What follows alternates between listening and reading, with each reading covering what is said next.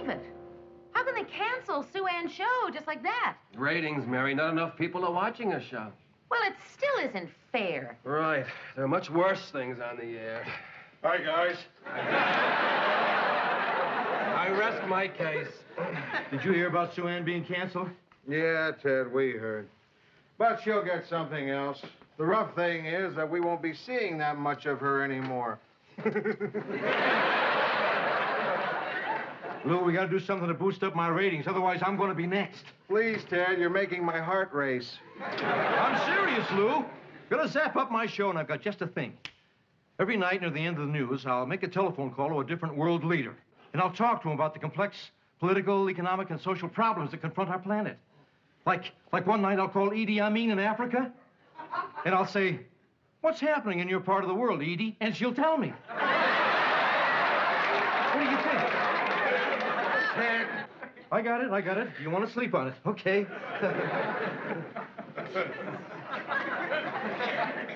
Hi, everyone. Hi, Sue Ann.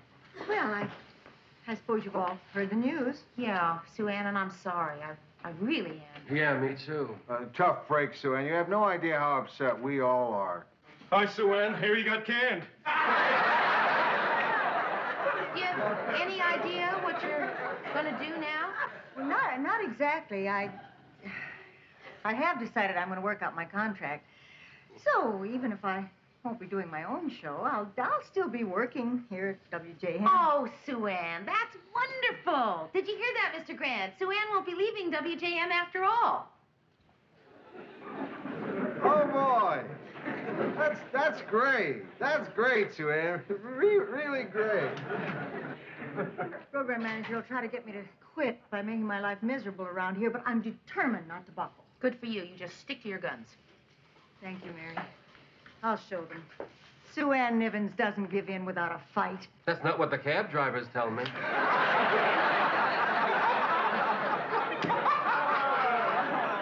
dear, sweet Murray. Oh, I'm so glad I'm not leaving WJM. You have no idea how I'd miss you. I'd probably cry every time I looked at a melon. Lou? Come in. I just wanted to tell you how much I appreciated your concern. Huh? Oh, yeah. Well, you're welcome. And I wanted to tell you, Sue Ann, I think you're taking this whole thing very well. Why not? I've just made up my mind I'm going to be very strong, very brave. Oh, Lou. I don't want to live anymore. Come on, Sue Ann. It's not that bad. Lou, that show was the best thing that ever happened to me. Well, second best. Lou, what's going to become of me?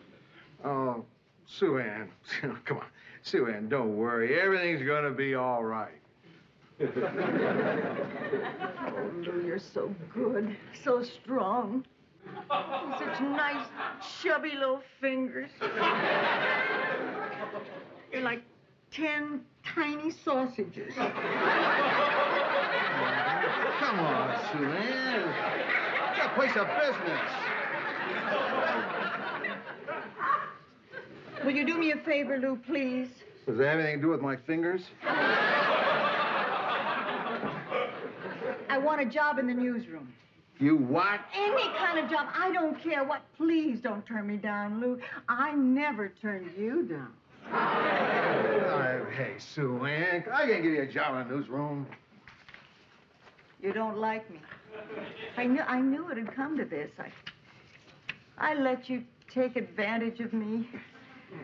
Now you have nothing but contempt. I knew this would happen. Okay, come on, Sue Ann, that's not true.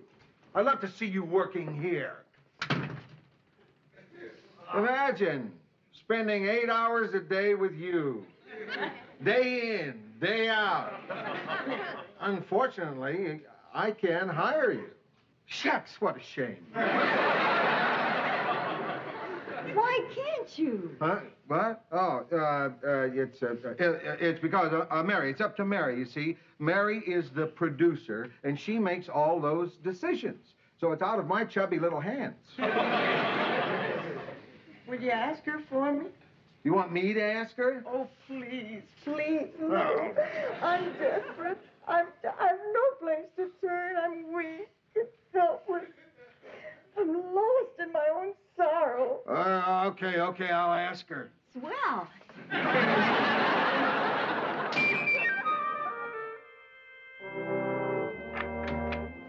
Hi. Hi, you busy? No, come on in. Would you like a drink? Yeah, thanks. Mary, I came over here because I made a pretty important decision, and I wanted to tell you about it. Oh? Yeah. I've decided to give you a lot more authority in the newsroom. Wow, Mr. Grant, that's terrific. That's exciting. Huh? What made you suddenly decide that? Well, I was sitting in the bar just now having a beer. I held up my glass and I looked at it. You know what I saw? A reflection of my face. But I looked like an old man, Mary. It was my face, but I had all white hair. You had white hair? From the beer fall. It made me realize something. I'm not getting any younger. And that's when I decided that now was the time to start delegating more of my authority. So, from now on, little Mary Richards is going to be making some very big decisions. Well, Mr. Grant, gee, I don't know what to say. It's really nice that you have that kind of confidence in me. From now on, you're going to be totally in charge of hiring people. When you want to hire somebody, you don't have to check with me. It'll be your decision. Wow. And if you don't want to hire someone, that'll be your decision, too. Do you think you can handle that, Mary? Oh, Mr. Grant, I know I can. Good. Sue Ann wants a job in the newsroom.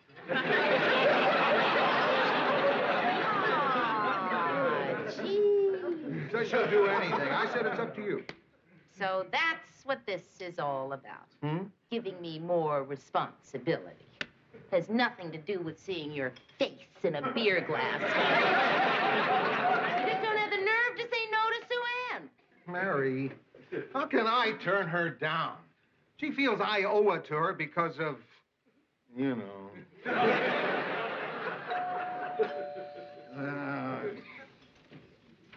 Hello, Mary.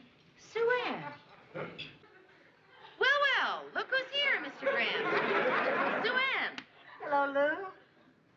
Hi, Sue Ann. May I come in? Yes. Mary, I couldn't wait till tomorrow, so I thought I'd drop by tonight and find out what you decided.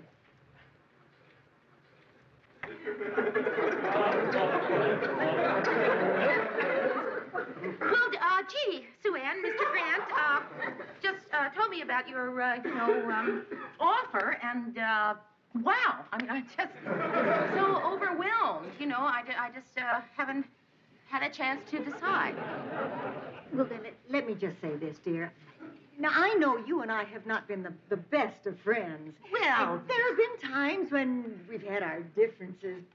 But, Mary, if you hire me, I'll do a wonderful job for you, and I'll be grateful forever, I swear it.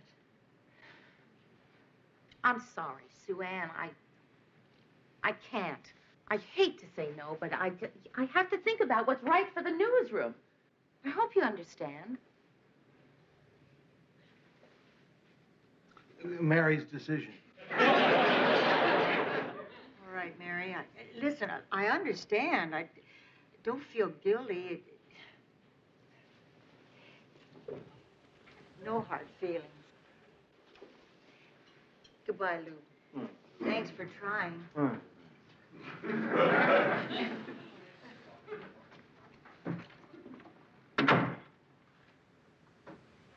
Look at me.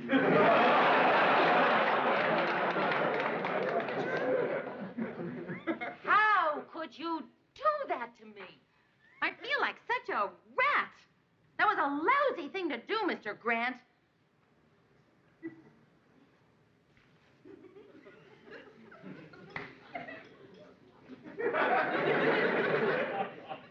You're right, Mary.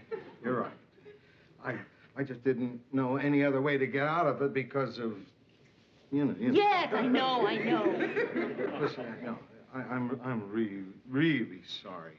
It was really rotten of me putting you on the spot like that. And I promise you, I'll never do anything like that again.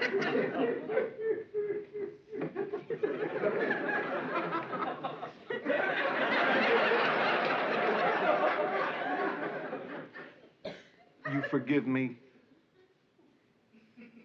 No. Well, what would it take for you to forgive me? You tell Sue Ann you lied. You tell her it was your idea. You tell her you're sorry. You tell me you're sorry. And you promise me you will never put me in a position like that again. Oh, to hell with it.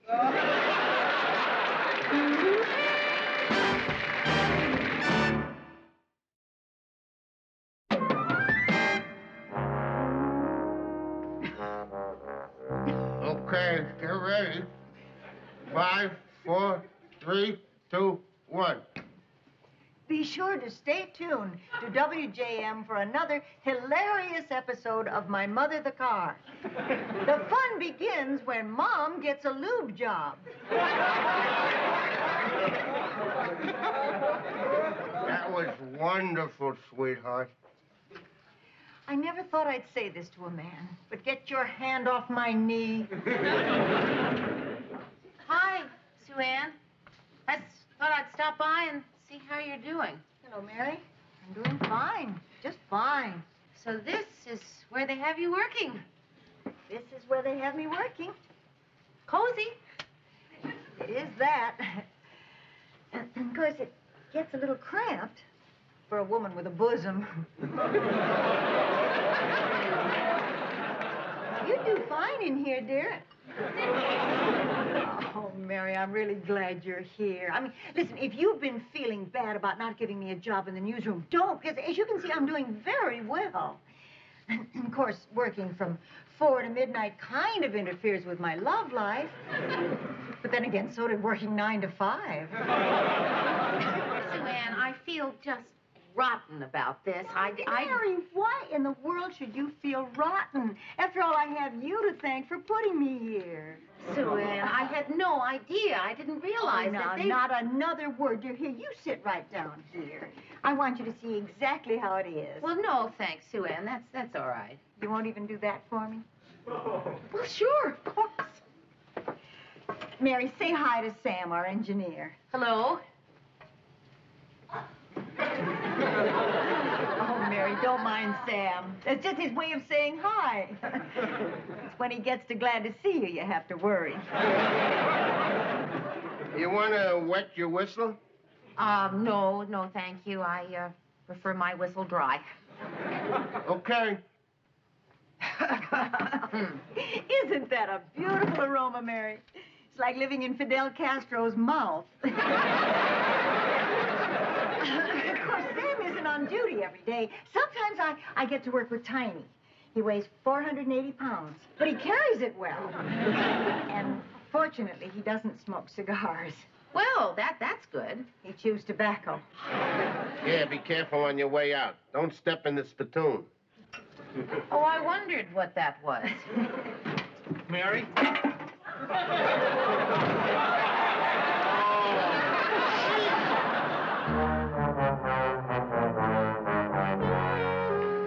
I've just seen what they've got Sue Ann doing, and it made me shudder. Go ahead, Mary. I've changed my mind. Go ahead and hire Sue Ann. No. Okay, then. I'll take the responsibility. I'll hire her. Just hold it, Buster. Was that Mary? It wasn't me, Lou. You can't use me like this, Mr. Grant. You gave me a responsibility, and I took it. It wasn't easy for me, but I made the decision. And I am not going to hire Sue Ann just because everyone feels sorry for her. Mary, what are you doing? We're not allowed to stand up to Lou. I'll tell you what.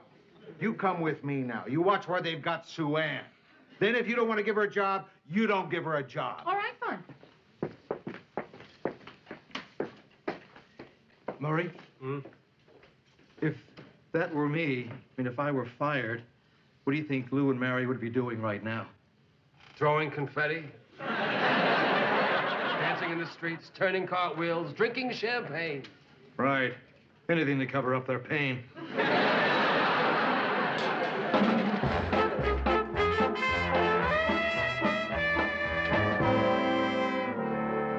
Okay, 3 minutes to rehearsal.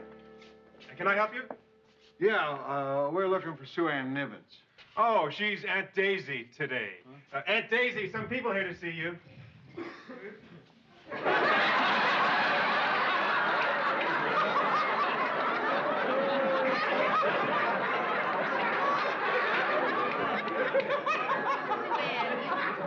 You look... Go on, say it. I look preposterous. No. You look fresh as a daisy. Yeah. Nice hat.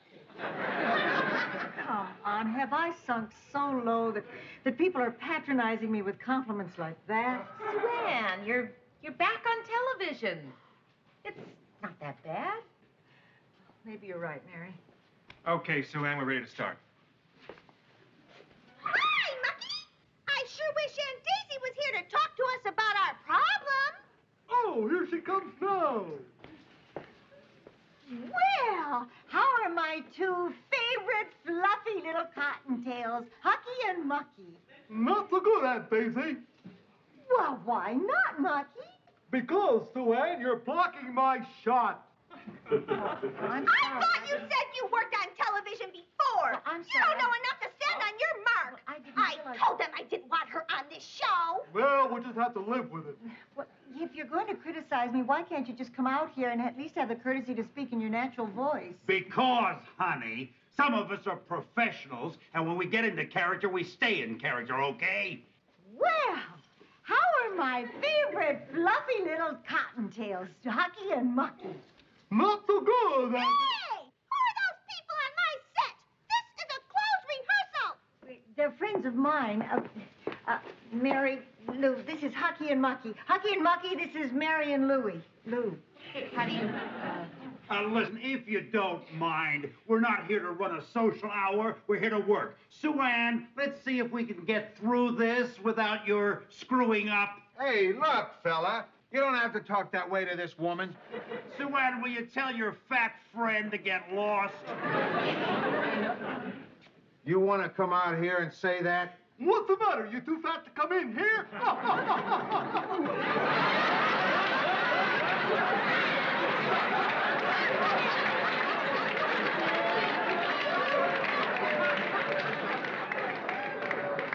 Will you look at what you're doing?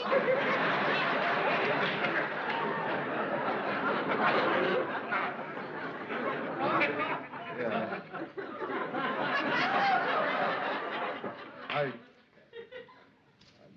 I lost my head.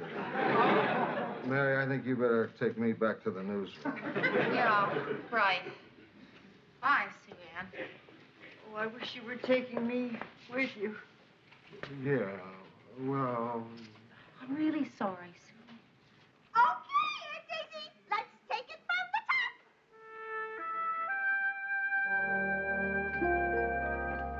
I can't take any more. Today was the final humiliation. I was ordered off the set by two rabbits. I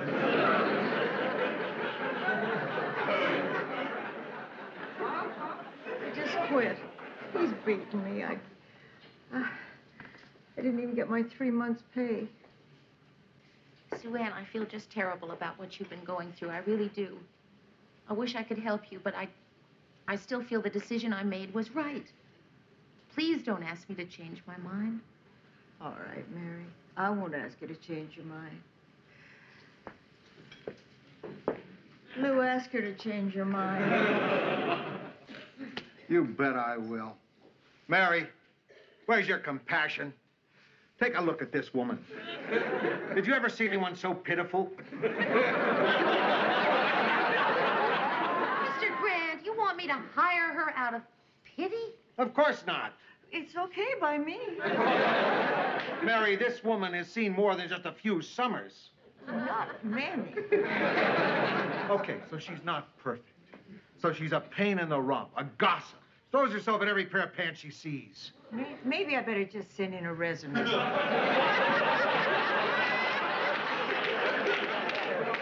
Look at this woman. In 20 years, this could be you. Mr.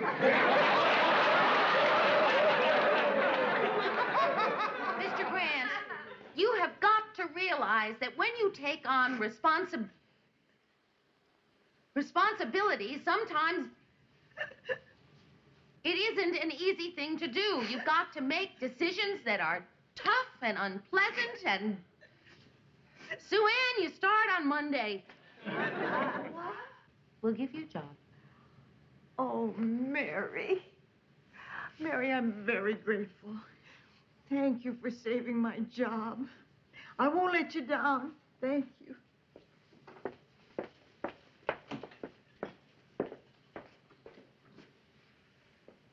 That was a nice thing you did. That was a terrible thing I did. I hired someone for all the wrong reasons. Not on the basis of merit or qualifications, but simply because I felt sorry for her.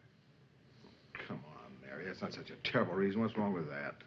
What's wrong with that? Mr. Grant, there are people who went to journalism school, who worked long, hard hours to get a chance at a job in this newsroom. And they deserved it. And now they won't get that chance because I weakened, because I felt guilty, because I had pity for someone. Well, it's not the first time it's happened. Well, a good news executive wouldn't have done that. I did. When? 7 years ago, a young girl walked into my office. And even though she had never been in a newsroom before, she had the audacity to sputter out a request for a job as an associate producer. You know who I'm talking about? I didn't have very many qualifications, did I? You had zilch. I ever tell you the reason why I hired you? A little run. A tiny little run in your stocking on your knee. And you kept trying to cover it up. A little run. And you noticed that? It's hard not to notice something with two hands, a pocketbook, and a leg over it. And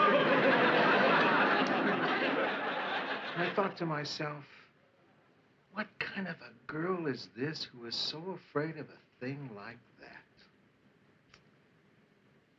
You think that was a bad reason to hire you? It was kind of sweet.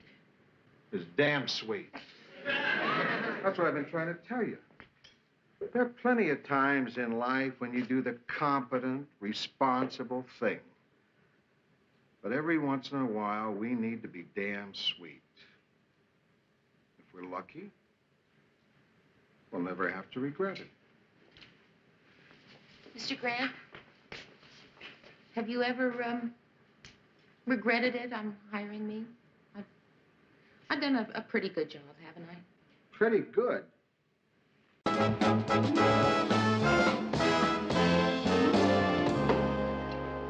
Good morning. Morning.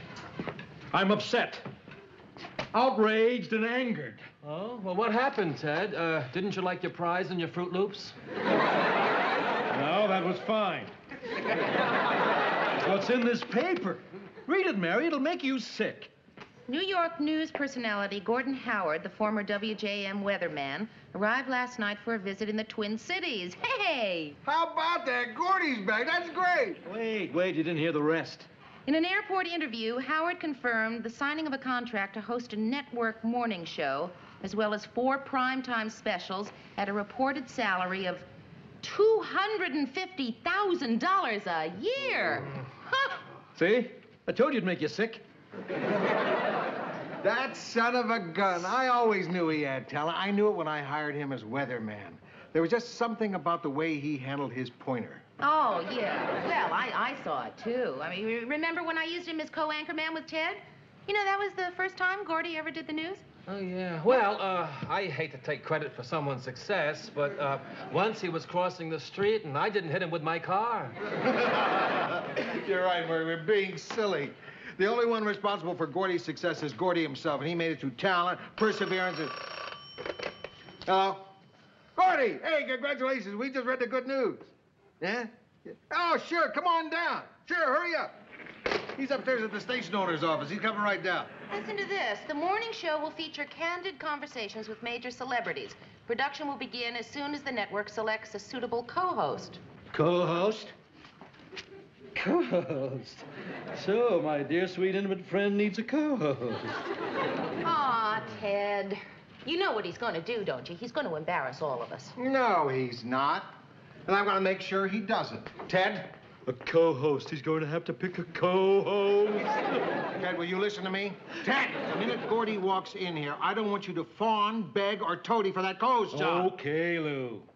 Can I grovel? I mean it, Ted. Don't be ridiculous, Lou.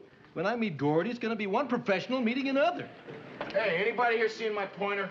Hey, Gordy! Murray, what do you say, man? Hi, Murray. Hi. How are you? Gordy, that's great news. Great news. Ted, how are you, man?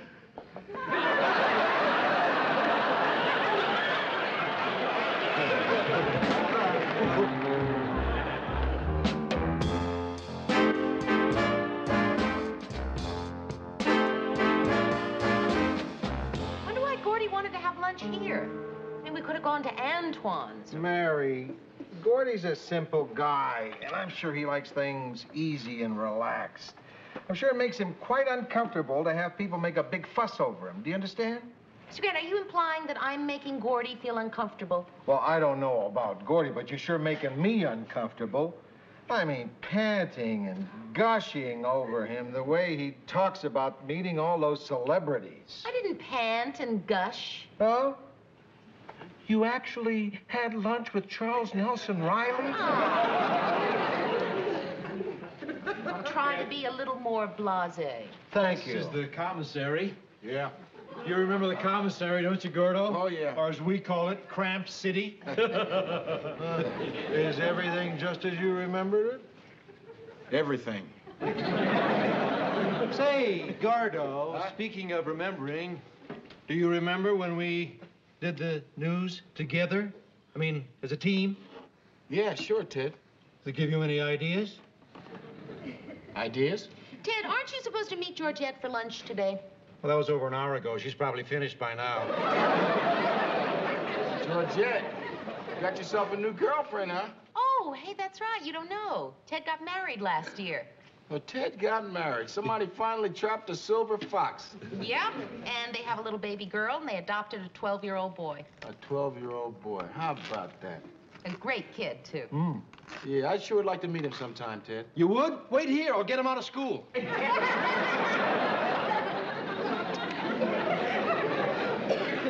Turkey? No, Ted's all right. Oh, thanks, Lou.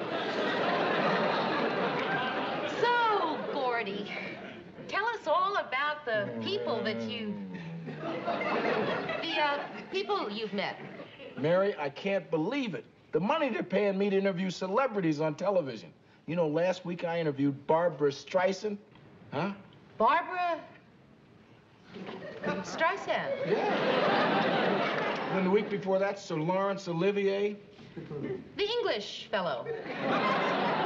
Yeah, but I really couldn't believe it when I found myself 2 weeks ago sitting on a mountaintop in Utah shooting the breeze with Robert Redford. Huh? Robert Redford.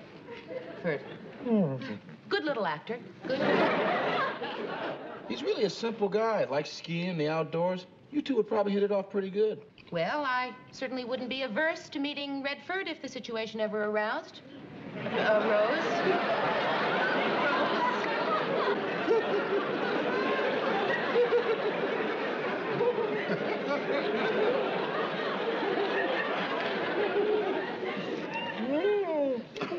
You'll have to excuse Mary, Gordy. She's a little overawed at the idea of meeting all those celebrities. Yeah, well, who isn't?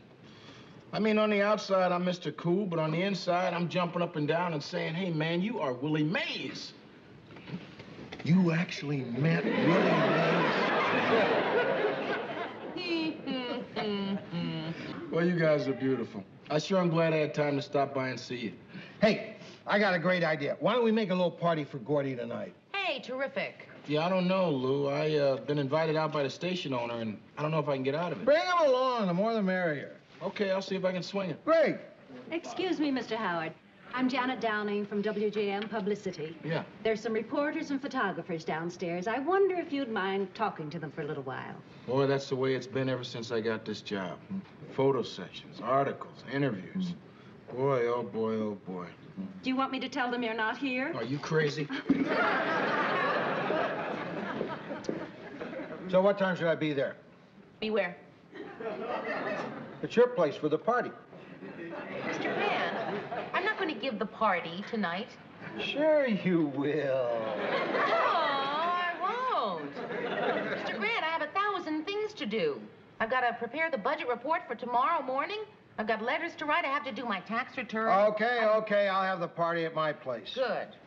What time shall I be there? Hey, where's Gordo? He's downstairs. Too bad. I wanted him to meet my adopted son. That's not your son. If I get that job, he will be.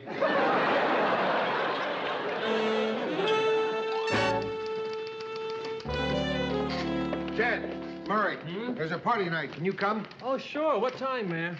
Don't ask me, Murr. It's at Mr. Grant's house. Right, 8:30, special occasion. Oh, terrific, Lou. Terrific. Oh, special occasion, huh? Like maybe a surprise going-away party for a local anchorman soon to be skying to Gotham? Oh, Ted. Be face facts. Don't you think that if Gordy were going to ask you to be his co-host, he would have asked you by now? Yeah, you're right. I'd better ask him. Ted, don't do that. Why, Mary? They're going to need a co-host. It could very easily be me. And in this business, it's not how good you are that gets you hired, it's who you know. And now I know someone. God bless him, I know Gordy. Hey, we're on for tonight, Lou. Okay, great. It's 8:30 my place. Gordo, I got to talk to you for a minute, Lou. I'll need your office. Look, Ted, remember, I'm- Lou, when I make it, you'll know me. In here, Gordo. What's happening? Be gentle. Yeah. You want to see me? Sit down, Gordo. Sure. What'd you want to talk about? Well, I just wondered if there was any favor I could do for you while you're in town. Well, thanks, Ted, but I don't need any favors done now. Well, that's all I was going to say. Okay. Oh, by the way, there is maybe one little thing you could do for me. Name it. Could you give me that co-host job on your show? Gordo, believe me, I'm great. I can talk way deeper than this. Good evening. This is Ted Baxter with the news. Oh, Ted, don't do this. You really put me in a rough spot. All I'm asking you to do is recommend me, Gordo. Tell them how great I am. It's not as if I were asking you to lie. Gordo, believe me, we'll be a great team. Me, a white Anglo-Saxon Protestant, and you, a black Anglo-Saxon Protestant? Ted, I'm sorry. I know how much this job means to you, but I just can't recommend you for it. Why not?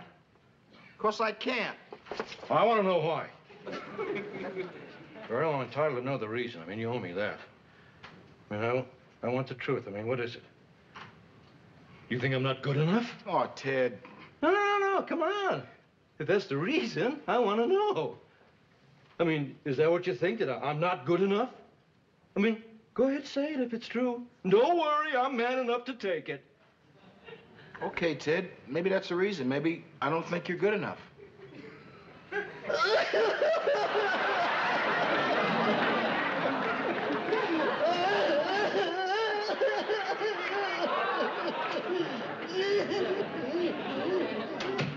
Boy, he really took that rough. If only he hadn't asked me why I couldn't recommend him. What'd you say? Told him I didn't think he was good enough. And he bought it? Lou, I'll see you at your place tonight, huh? All right, take care. Murray? See you, Gordy.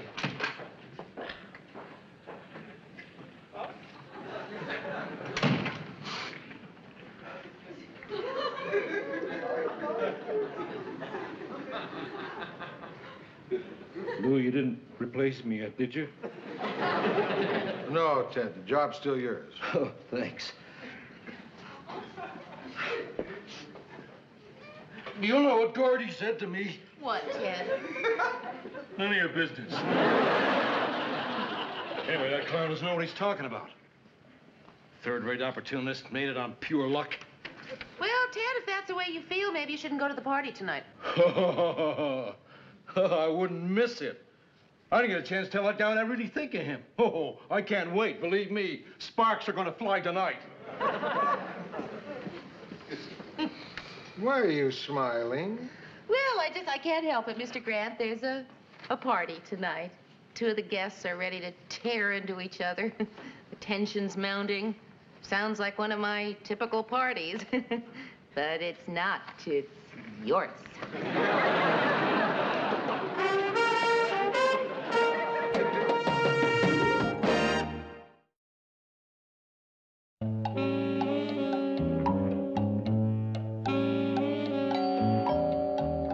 It's open. Hi. Thought I'd come by early and see if you need any help. Oh, that's okay, Mary. Sit down, have a drink. Mr. Grant, this place is not ready for a party. Why? Why not? You're kidding, aren't you? Well, what's wrong with the way the place is? The place looks like a dump, Mr. Grant. Hey, that's not nice. You come into somebody's house and say it looks like a dump? Oh, what do you think, I don't have any feelings? This is my home. Mr. Grant, in a few minutes, Gordy is going to be walking through that door with Mr. and Mrs. Cobb, who happen to own the station where you and I work. Yeah. And you don't have any hangers? Just throw your coat on the bed. That's not so unusual. I've been to a lot of elegant parties where the hostess says, just throw your coats on the bed. Do you think you could make your bed first? What for? They're only going to throw coats on. Well, Mary, maybe there is something in what you say. Mrs. Cobb is sort of a fussy broad. Come on, Mary, can't you just help a little?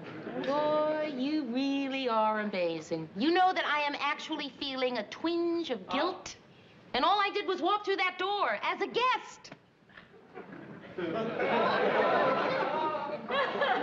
No. Clean it up yourself. Well, I thought I had until you walked in here. I guess maybe I had better tidy up a little more. Aren't you even going to help me? I'm not going to lift a finger. Okay. Do what you want. Everybody will think you helped me anyway.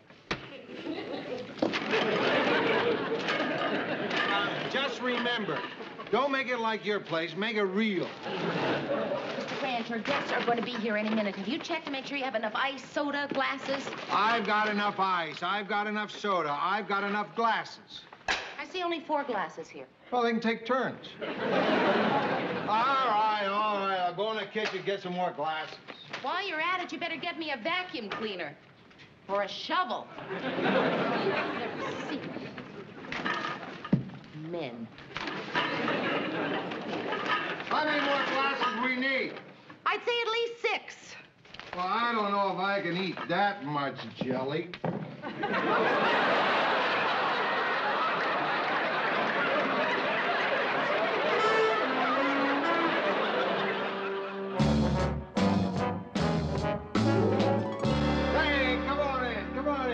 Coats on the bed. Take off your shoes if you want to. Pretty good party, huh? Boy, Lou, this drink has really got a very interesting taste. Vodka and something else I can't quite put my finger on. What is it? It's, boysenberry. My favorite. Yeah? Well, frankly, it doesn't taste like boysenberry to me. Oh, yours is peanut butter.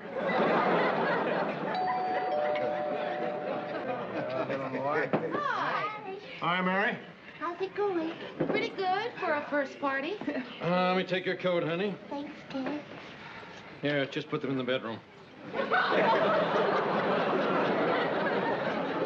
Listen, Ted, I don't want you to make any trouble with Gordy tonight. Oh, nothing to worry about, Lou. Thought it all over, and I realized I was being childish about the whole thing. In fact, I'm going over now to wish him luck. Good. Oh, Mr. Cobb, Mrs. Cobb. Good evening, Ted. You know, we were just talking. Who would have thought when you were doing the news with Gordy that he would be the one to become a huge success, huh? Well, I just came over to wish you well in New York, Arnold. Hey, Ted, that's real nice of you. Thanks. Yeah, well, best of luck. Or as they say in showbiz, break a leg. And an arm and a neck and a spine. Well, am I behaving myself? Yes, you are. Aren't you going to introduce me to Gordy? Oh, all right. Gordo, I'd like to meet my wife, Georgette. Georgette, how do you do? A woman I'd much rather have than $250,000 a year. Wouldn't you? Yeah, Ted, yeah. Want to trade? I'm sorry. Just testing Gordo. I mean, good jobs come and go. I mean, you're hot one minute and you're down the next. But I'll always have this fine woman here. I know how you feel, Ted. I got a wife myself. You're a lucky man. Oh, you got a wife, too? Yeah. Well, I've got kids. I've got 2 kids. Well, I've got children myself. How many? It doesn't matter. How many? 3. Do you have a match? Yeah, I think I do. Well, I've got a gold lighter.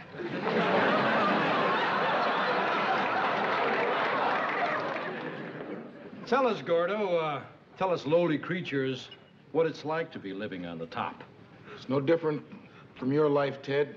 Nothing special, no big deal. Oh, well, I don't think you got your job the same way I got mine. I mean, we all know how those jobs are gotten. Right, boss? You know, Ted, when I told you before that my life is the same as yours, I was lying. It's better. Want to hear the terms of my contract, Ted? Oh, no. Yeah. I'll tell you, Ted. No, I don't want to hear I got a penthouse in East 60s. Oh. And the company pays for it. That's right, Ted. You know I get to work every day? Chauffeured limo, to and from. Chauffeured limo, Ted. That's right. And my picture hangs right next to Walter Cronkite.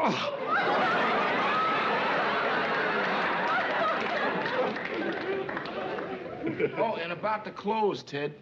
You know we got to tie in with the clothing store. That's right, baby. Free clothes. All my clothes are free. I'm sorry. You had it coming. You sure told him, honey.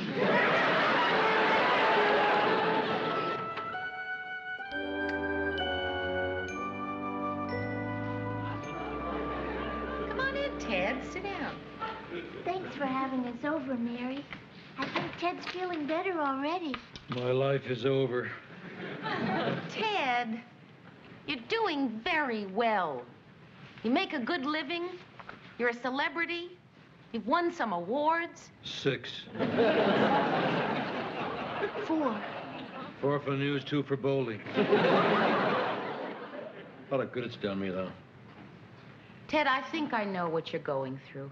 No, you don't. No one ever knows what you're going through, and they say they know what you're going through. I say it all the time. I haven't got a clue. So why don't you just let me take a shot at it? I think you had a dream.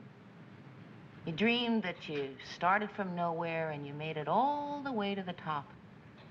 Became rich, successful in every way, loved. And recently you've begun to become aware that time is slipping away and your life has turned out a little differently from the dream. In fact, compared to the dream, you think your life isn't all that terrific. And it's begun to bother you. It's amazing, Mary. How did you know that was my problem? Ted, that's everybody's problem. I had a dream once. I dreamed of becoming a ballerina.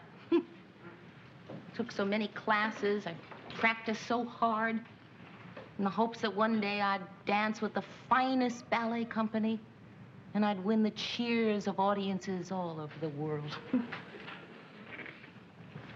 So you wanted to be a world-famous dancer? And you wound up as a producer of a local news show? That's right. Boy, you really blew it. I mean, great compared to you. I mean, how great? At least I'm an anchorman somewhere. That's right, Ted, you are. But you're not a dancer anywhere. Well, no, I'm not. Boy, you must feel rotten. Well, no. I mean, it must really eat you up. I mean, every day to have to say to yourself, I'm not a ballerina and I never will be. No, I don't say that every day. Oh, you poor kid. Say, Georgette, all of a sudden I feel a lot better about myself. That's great, Ted. And I'm not even mad at Gordy anymore. I guess I never was. I was mad at life because I thought it let me down, but it didn't let me down. It let Mary down.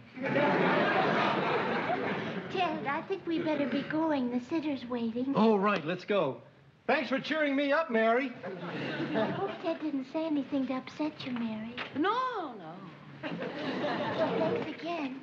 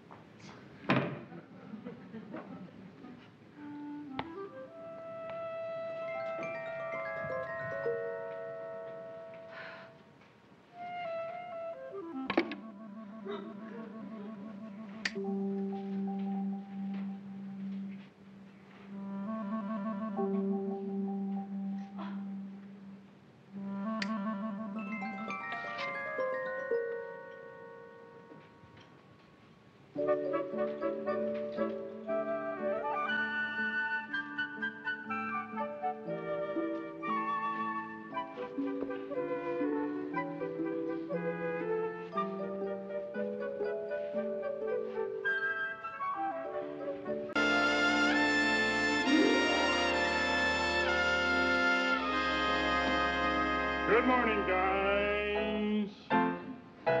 Hello, anybody home? Hello?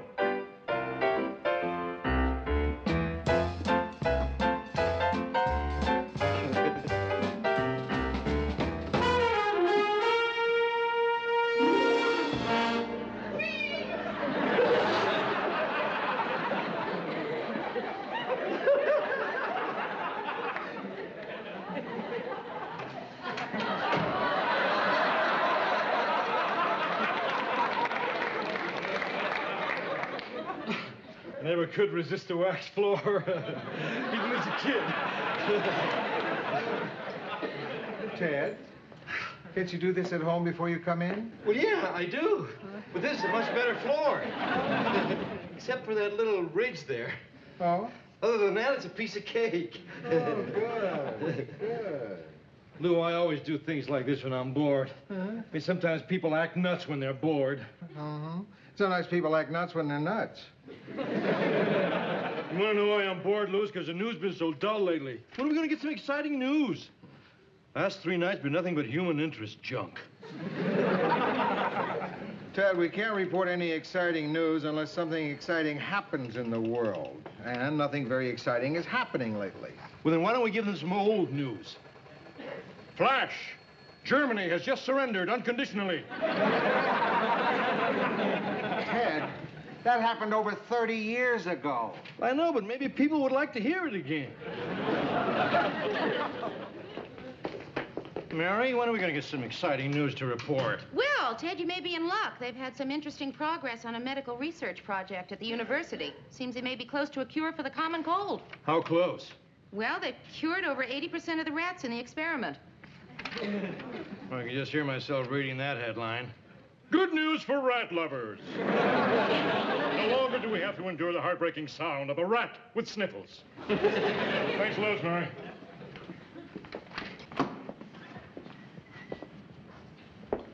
Excuse me. I'm looking for Murray Slaughter. Well, you've come to the right place, but he's not in yet. You can wait if you like. Oh, thank you. I won't be in the way. No, I'll try not to even notice you're here. Oh, I'm not sure I want you to go that far.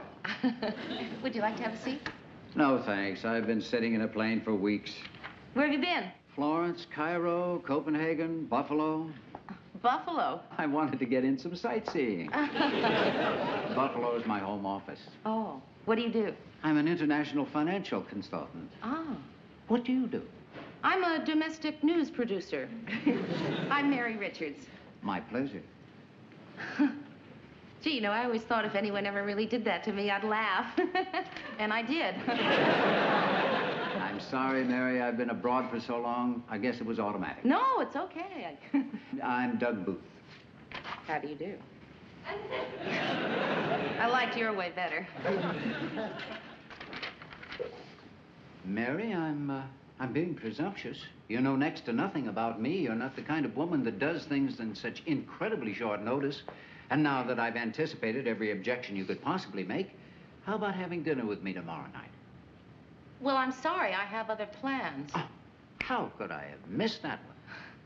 How about tonight? Well, tonight I'm having dinner with Murray and his wife. Unless you'd like to make it a foursome. Sure, a foursome will be fine. Well, then it's a date, Mary. It's a date, Doug. Oh, here's Murray now. Murray! Dad!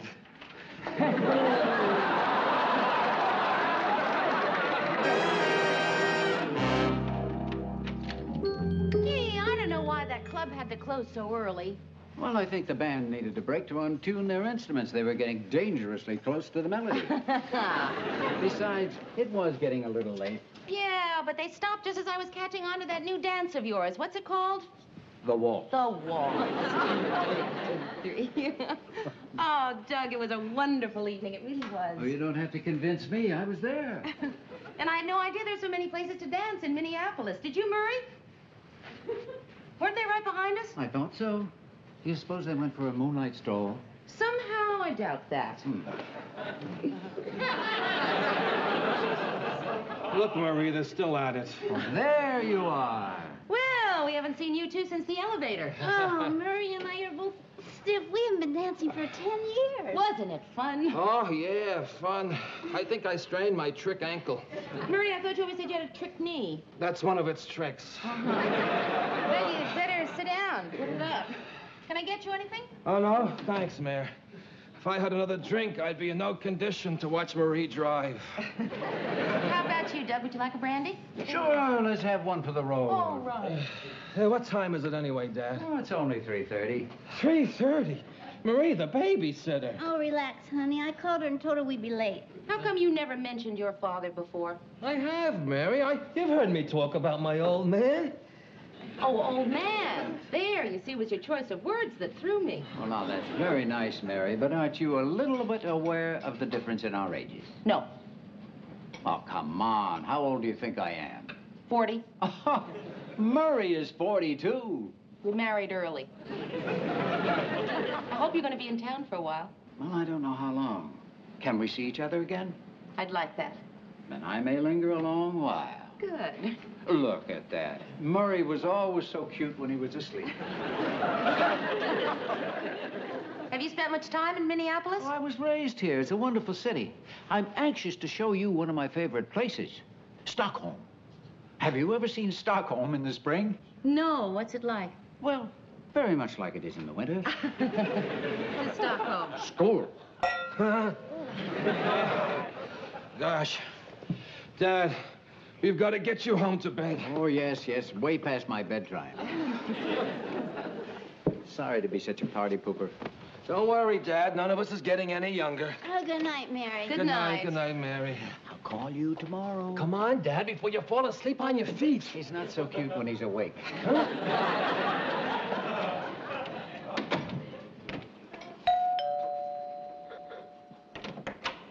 Doug. I'm sorry to disturb you, Mary, but I forgot something. Oh, what'd you forget? I forgot to leave my hat so I could come back and do this. You sneak. You watch out, Mary. Next time I might forget my overcoat.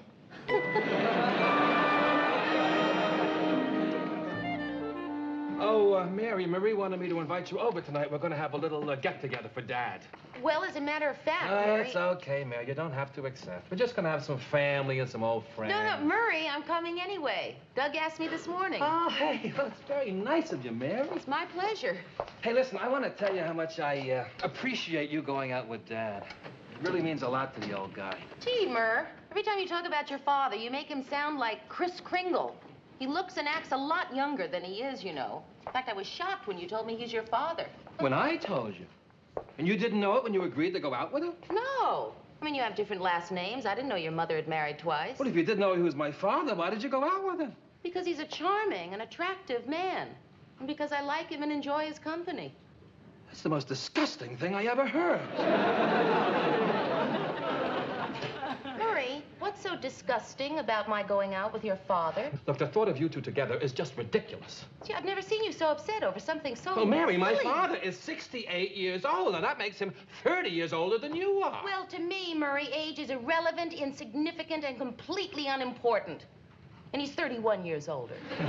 I just can't believe that you're serious. I mean, I've heard of May, December romances, but you two wouldn't be on the same calendar. Murray, I have had some of the best times with your father that I have had with any man. Oh, you don't have to tell me my father's a fun date. He used to take me and my little pals to the circus every year. Oh, in case you're interested, he gives a terrific piggyback ride. Murray, any man who is that vital, dynamic, and energetic at 3 in the morning shouldn't be put out to pasture. Not while I'm riding.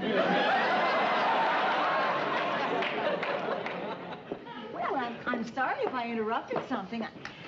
Lou was kind enough to take me for a test drive in a new car I'm thinking of buying. No, what kind of a car, Sue Ann? Well, actually, it's a van. It's a customized lavender number with retractable headlights and little pink hearts all over the rear end. Sounds just like the dress you wore to the Christmas party. My headlights aren't retractable. It's a terrific van. It's so roomy. If I had to, I could put a bed in it. If you had to, you could put a bed on a motorcycle.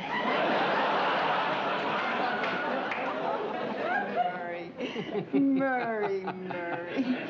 I understand your dad's in town. Yeah.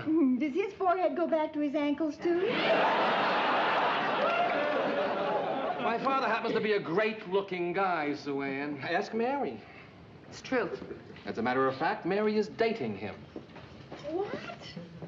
Oh, yeah? Well, we've only known each other a couple of days, but, yes, I'm going out with him. Well, how old is he? Well, I don't know. He's a sexagenarian. Has a lovely ring to it. You're dating a man in his 60s? Gee, I didn't know you were interested in old guys, Mary. Hey, you want me to see what my dad's doing this weekend? That's so very amusing, Mr. Grant. Oh, I'm sorry, Mary. Just a little joke. Nothing wrong with a relationship between an older man and a younger woman. As a matter of fact, this could turn out to be good for me. How? Well, Murray's been refusing to work late. If you get serious with his father and get married, when he refuses to work late, I'll get you to talk to him. How could he say no to his mommy? It's nice that my life provides such fun for you people. Ah, come on, Murray. You know I'm just kidding. You know I don't think that. I respect your judgment in this matter. Thank you. Now, Murray, you can give your father a message from me. Well, what is it, Lou?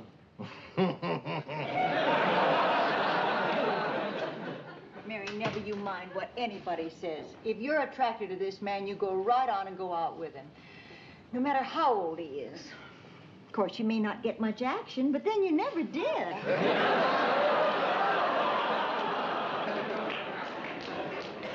You know, I'm glad you're coming tonight, Mayor. It'll give you a chance to meet Dad's friends and relatives. That'll give me a chance to discuss this problem with you and Dad together. Problem? What problem? There's no problem, Ted. But if you must know, Murray's upset because I'm dating his father, who's a good deal older than I am. Everyone else has made some snide, cynical remark. Now it's your turn. Take your shot, Ted. I don't see anything wrong with it. Makes perfect sense to me. That one hurt.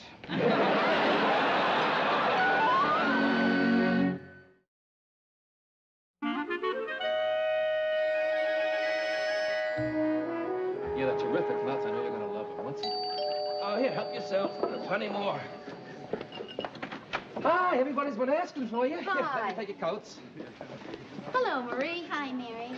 There are people here I haven't seen since the war, and don't ask me which war. Isn't it great to see them all again? No. Tough. Come on, Dad. Afraid you'll have to excuse us, Mary. All right. Well, why don't I introduce you around, huh? Okay. Ronnie, this is Mary Richards. Ronnie Williams. How do you do? Mary? Ronnie and Dad used to be business partners. They ran a men's store in Chicago. Yes, it was a real nice operation. Too bad we had to give it up. What happened? The Depression. Of 1929? I know when. We had no one to blame but ourselves. Doug and I both voted Republican in '28. Hey, just think, Mary. You're probably the only girl on your block with a boyfriend who voted for Herbert Hoover. Boyfriend? Well, actually... Yeah, Mary's out with Dad tonight, Ron. Well, I'll have to go and give Doug my hearty congratulations. I guess he's got a lot more money than I thought he had.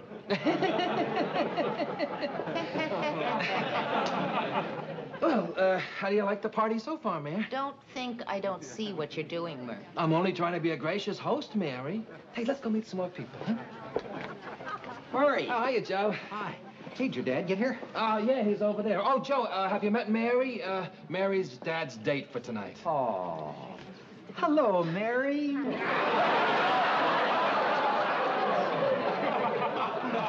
Yeah. Mary, this is Helen Holloway. Helen, this is Mary Richards. How do you So do? nice to meet you. Mary is Dad's date for the evening, Helen. Oh, that's nice, isn't it? Helen and Dad used to go together, too. Yes, for about a year. But we had to break up because my parents didn't approve of my going out with an older man. Well, it was very nice meeting you, Helen. It was nice meeting you, too. Jailbait.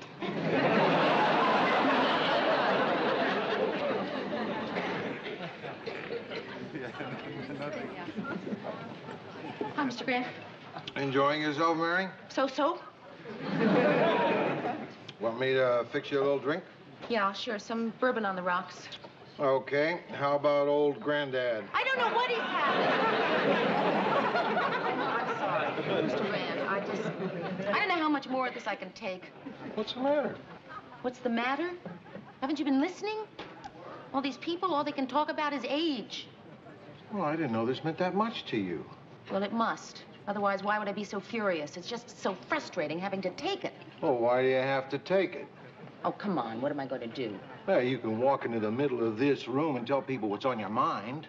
Well, you know I couldn't do anything like that. Okay, then you better stop going out with him because you're going to keep getting this from people until you straighten them out. You're right. And it's not only for yourself. It's for Doug. He's the butt of all these jokes, too, isn't he? Shouldn't someone stand up for him, don't you think? Huh?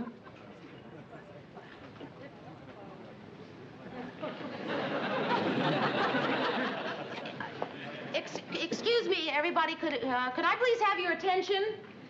Everybody? For those of you who don't know me, my name is Mary Richards, and I don't know what I'm doing in the middle of a living room about to tell off people I hardly know. What'd you say? I said my name is Mary Richards, for those of you who don't know me, and I don't know what I'm doing in the middle of a living room about to tell off people I happen to be Doug's date tonight. And if the difference in our ages shocks or bothers or bugs any of you, well, then that's your problem, but it's not ours. We're going to keep going out together just as often as we like. And right now, I think we'd like to leave. Doug, will you please take me to the home?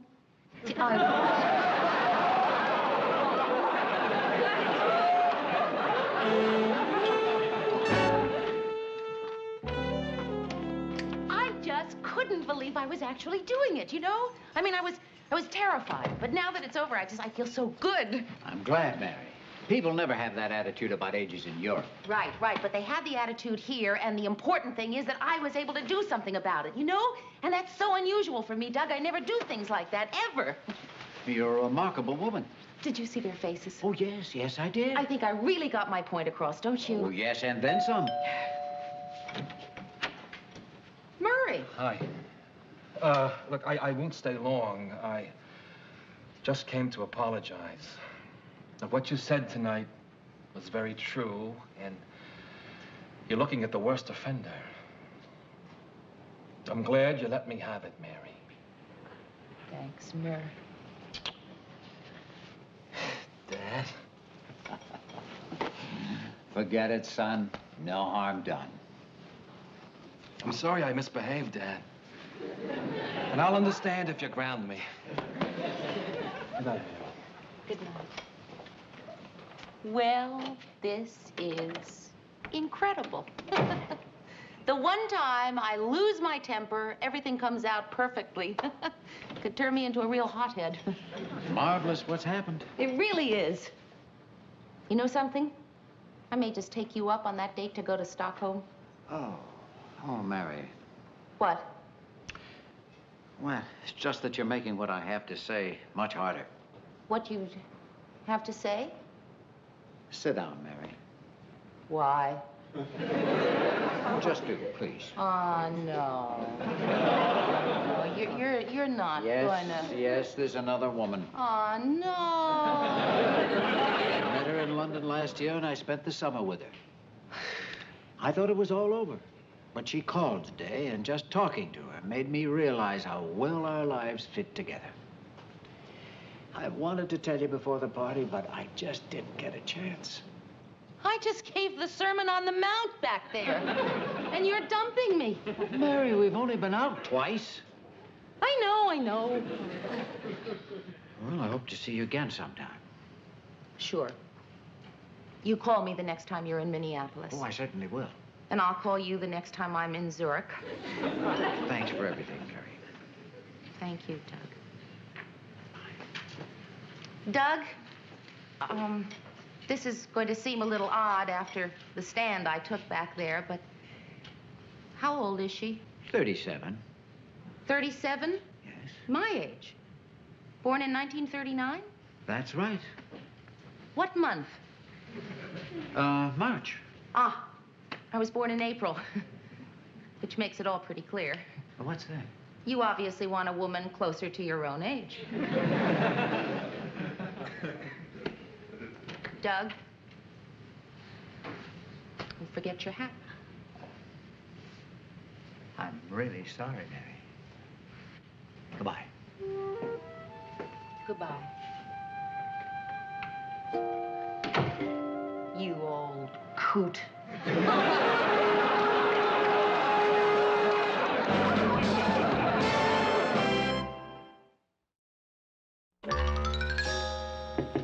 Go on. Here's tonight's rundown, Mr. Grant. Oh, good. Mr. Grant, I need someone to talk to. Doug and I broke up. Oh.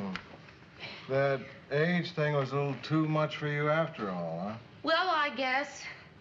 I mean, yeah, sure, there was the age thing, and, well, what with his going back to Europe to be with another woman, I just thought it was best to call a halt to things. The old guy dropped you, huh? Well, it's nice to know what you find amusing, Mr. Grant. I cut my finger in the kitchen yesterday. It bled a lot. You like that? Not as much as the old guy dropping you.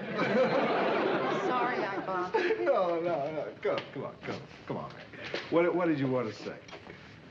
Well, I just like to think that when you have these experiences in life, you can learn something from them, you know? And I was up a couple of hours last night, Mr. Grant, and I can't learn anything from this. I was wondering if you could help me sort it out. Sure. Let's review it. You met a very old man. And because you liked him, you risked the gossip and small talk and opened your heart to him. And suddenly he hops a plane and picks up where he left off with some other woman. What can we learn from this?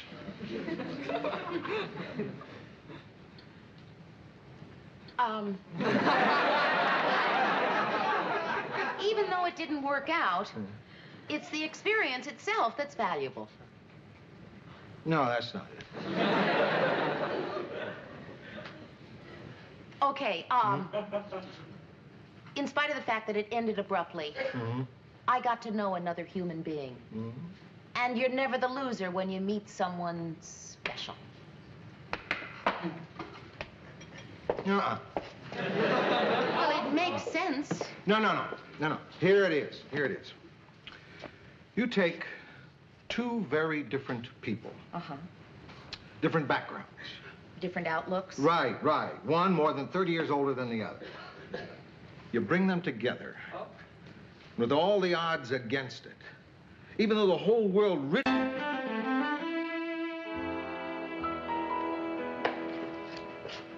Great news, guys. At last, my true talent has been recognized. Guess what I've been asked to do for the newspapers? Deliver them? Joke all you want, Mary. You can't bug me. I've been asked to write an article for $200. An article about what? And why you, if you don't mind my asking? Oh, I don't mind. If you don't ask, how are you going to learn? My topic is freedom of the press. And they chose me as the best-known newsman in the city. And the newspaper is paying you to write it? 200 clams, Mary, to assume my rightful place among the giants of journalism. Ted, you can't even name the giants of journalism, much less take your place among them. Well, that's where you're wrong, big fella. Name two. Well, there's Woodward Bernstein, for one.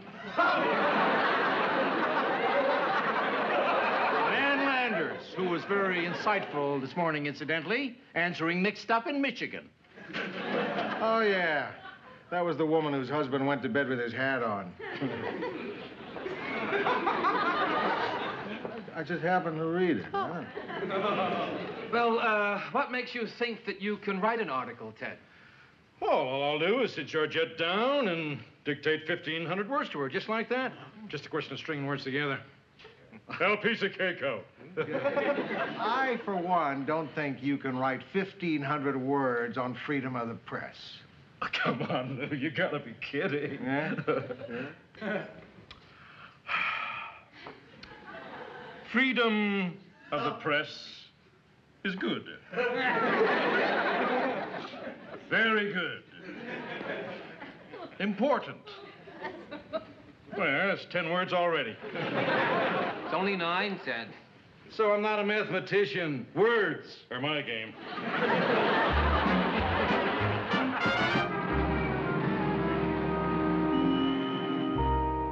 Very important for America. How many words does that make? 15. 15. Let's see, they're paying me $200 for 1,500 words. It's the same as $2 for 15.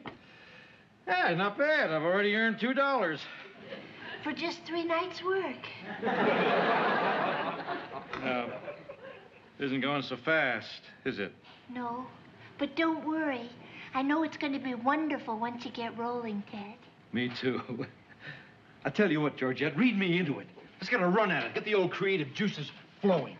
From the top, with feeling. Freedom of the press is very, very good. And very, very, very, very important for America. I certainly signed my name to that. Your name will make it 17 words. That's darn just what I'm really cooking. Hiya, Ted. Hi, Georgette. Hi, Murray. What brings you here? What brings me here? Ted, Honey, isn't that the baby crying? Oh, gee, I didn't even hear her. No, small wonder with you typing away like a storm in here. Hey, what's the big idea, Ted? You called me. You asked me to come over. I didn't want Georgette to know. You didn't want Georgette to know what? That I can't write. Well, she knows you can't read, Ted. It's not a big joke. It's no joke, Murray. She has faith in me. She was so proud when they asked me to write this article. Now I tried and I can't. freedom of the press is as nice as a day at the seashore. You sure can't. Oh, it's just off the top of my head. Ted, the baby's sound asleep. Oh, I didn't say baby. I meant Davy. David is 12 years old. Why would he be crying? Oh, did I say crying? I meant snoring. David is snoring? Yeah, could be his adenoids, so you'd better check, okay, honey? Okay. Murray, I want you to write that article for me. And I'll tell Georgette that I'm writing it at the office, and I'll give you all the money. You will? The whole 100. 200, Ted. Okay, 200. But it's a secret. You can't tell anyone, not even Marie. Not even my wife? Murray, once one wife knows, they all know. It goes out on Jungle Telegraph. But you can't tell anyone, Murray. You can't tell a soul. Okay, Ted, it's a deal. As it happens, I need the money. But look, pay me now before I write a word. Right now? Right here and now.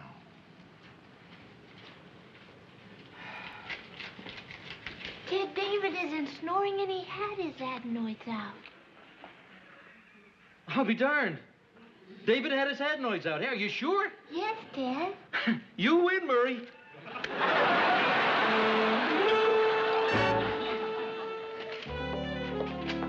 I don't believe this article by Ted. Well, what's wrong with it? Oh, it's too good. I don't believe he wrote it. Murray, did you write it? No. Now, come on, really.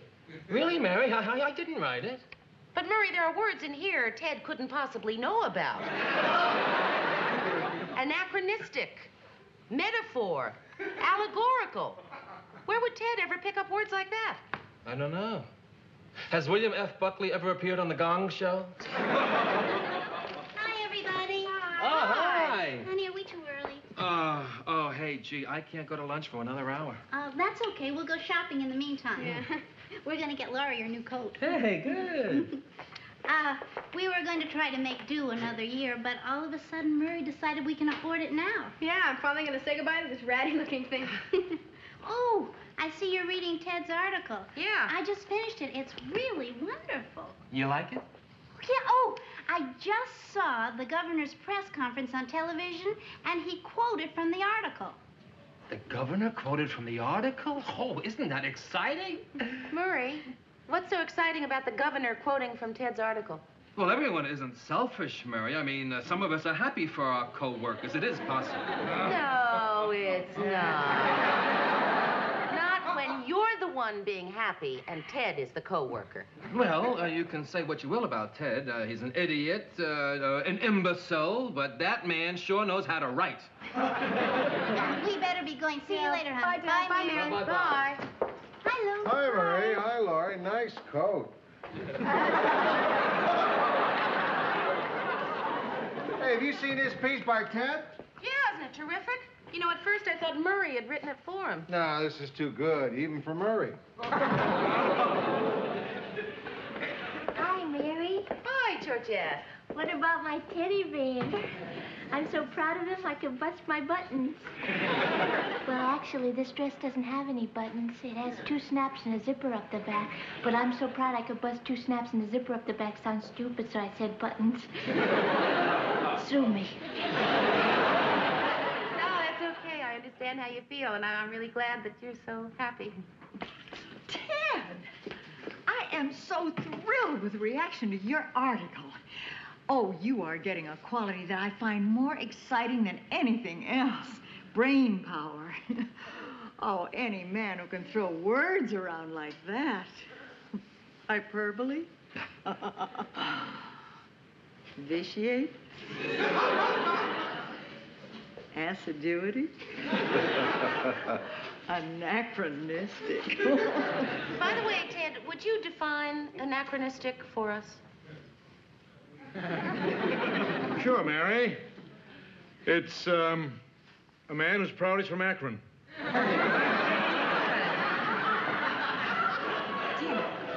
You know what perfectly amazes me is, I mean, a person can work next to somebody for so long and never see them as a sexual entity, and then all of a sudden, here he is.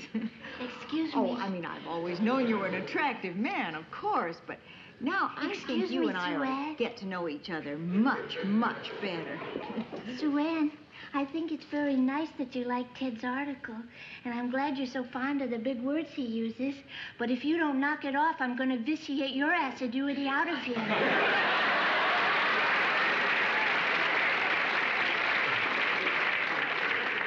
Certainly, dear. Wouldn't have worked anyway.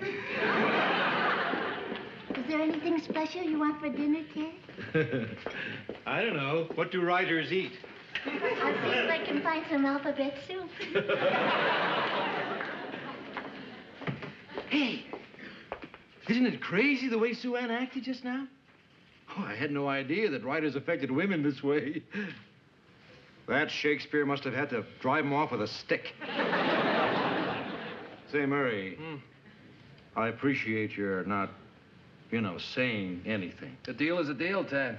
Yeah, well, I realize that. I respect you for it, but must have been a little tough on you. Ted, it's over. It's done. Tomorrow it will be forgotten, so why don't we forget it, huh? Right. You're a pal. Mary, I didn't tell you the best part. What's that, Ted? Reader's Digest telephone. They want to reprint my article for $2,500. I'm going to be famous.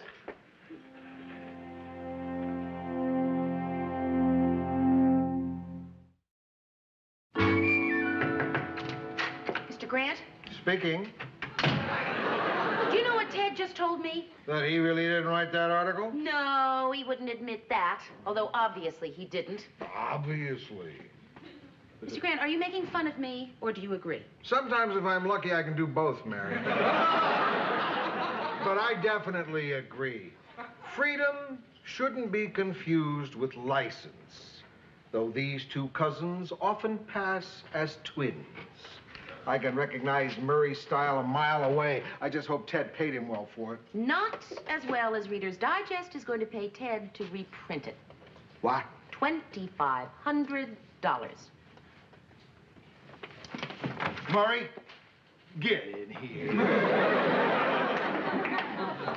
What is it? We both know what's going on here. We think it stinks. What? Murray, what Mr. Grant means is we both know what's going on here, and we think it's...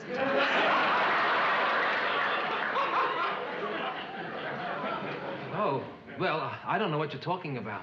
The article that Ted supposedly wrote. Well, I still don't know what you're talking about. Murray, come on. Sorry. Is that all? Now, sit down. We're gonna crack you open like an egg. Obviously, you've made some sort of promise. No, I still don't know what you're talking about. Don't tell me you don't know what we're talking about. Okay, I don't know what you're referring to. Murray, we're trying to help you. Do you honestly expect us to believe that Ted wrote that article? Yes. He can't even look at it. I can so. Okay, Murray. I believe you. You didn't write it. Oh, no, Mr. Grant, I don't think he's telling us. Mary. Oh. We're just gonna do that so that you... Yes. You don't miss a trick. Okay, Murray. You didn't write it, but somebody did. We know that Ted didn't write it. Now, let's say somebody else wrote it for Ted. Some poor slob that we'll call, Roland Sattler. My dentist. It's a name.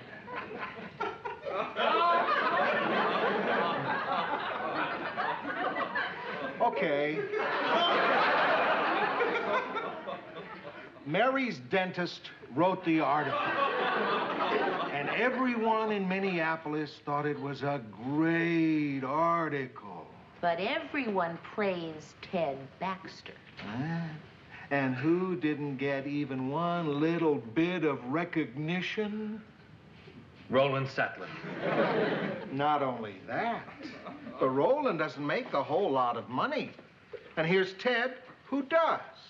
He's got a total of $2,700. And how much did he pay Roland in the first place? Maybe $500-600. Maybe less. And the real sad part of it is that this article is maybe the best thing he's ever written. Maybe the best thing he'll ever write. Ever. And he'll never be able to tell his friends, his wife, his children, or any of the other dentists.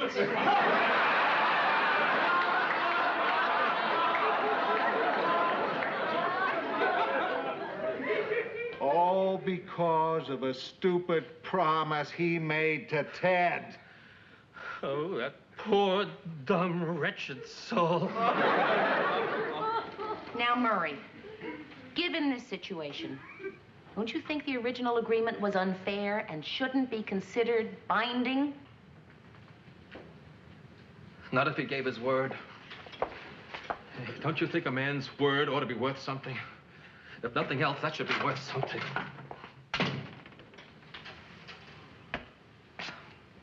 Mary? There goes one hell of a dentist.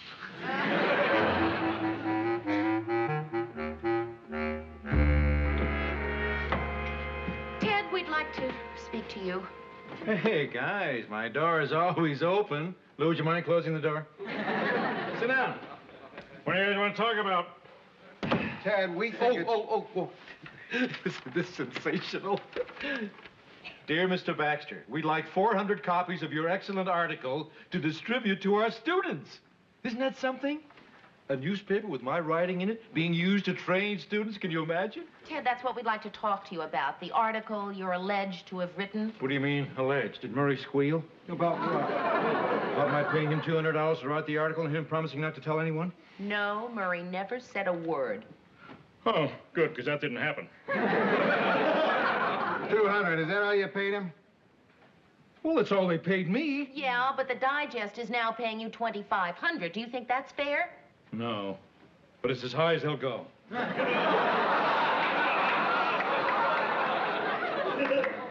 Ted, you just admitted that Murray wrote the article. Don't you think he's entitled to share? No, I don't, Lou. On principle. What principle? Okay, Mary. Let's say I paid a tailor to make these pants. If he stopped me on the street, tried to take them back, I'd have him arrested. Am I right? Right. Yeah, but you're making a huge profit on this article. Okay, Lou.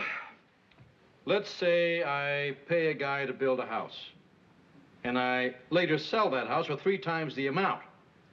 Who gets that money?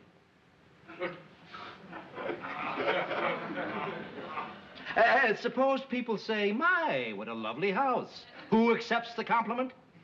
You do. Let's face it, guys, you haven't got a leg to stand on. I'm right. Hey, isn't this great? You guys always win an argument, but not this time. This time I'm in the right. You're wrong, and I'm right. Oh, I tell you, this is a great country. You know what makes it great? Because you don't have to be witty or clever as long as you can hire someone who is.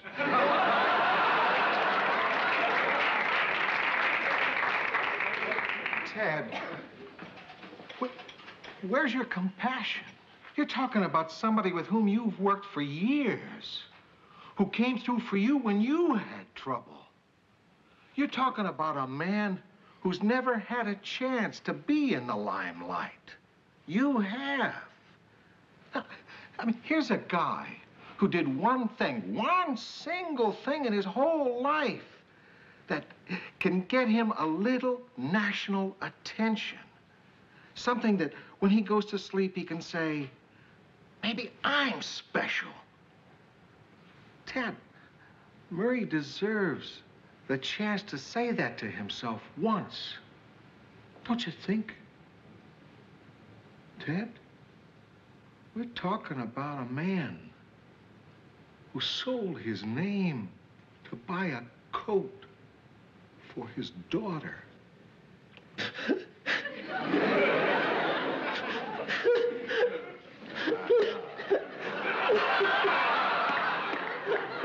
Yeah, you're too good a man to take advantage of Murray this way. No, I'm not. All right. I am. Come on.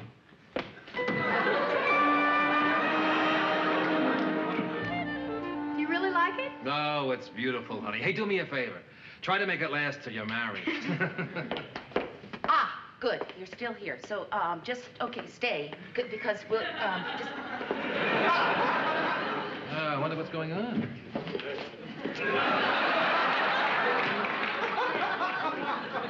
Hi, Marie. Hi. Oh, I didn't tell you yet. I just loved your article. Oh, well, thank you. It's always nice to hear that.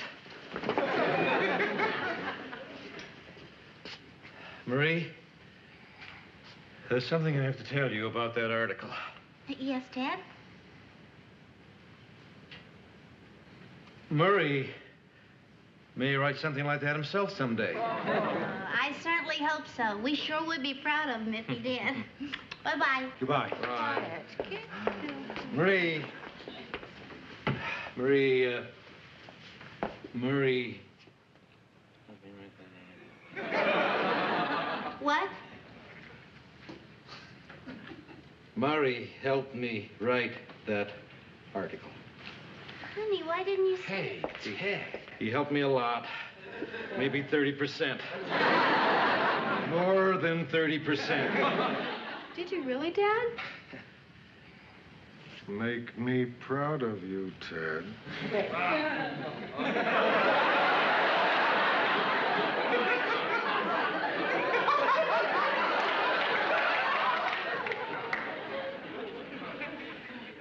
Murray wrote the whole article. Every word was his idea. I'm such a dope I couldn't write my own name without Murray. Hey, I was afraid to say that. Murray wrote the article. Murray wrote the article. And now that I said it, I'm going to be sick.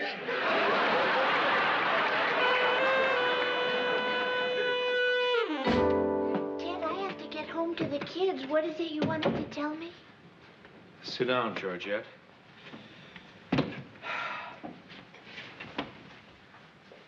Well, this may come as kind of a shock to you, so you better hang on. I never wrote that article for the paper. Oh, I knew that. You did? Sure. Just 'cause I love you doesn't mean I'm stupid. Oh, I'm sorry. Oh, it's okay, Murray. Congratulations on the article. Oh, well, I actually didn't. I mean, Ted did. I did. Murray, you know you write a lot better than you talk. Bye, Ted. Bye, honey. Bye. Ted,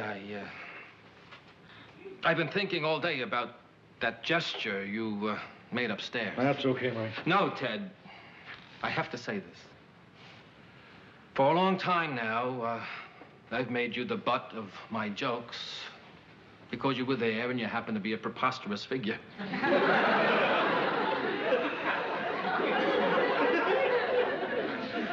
But what you did today was classy.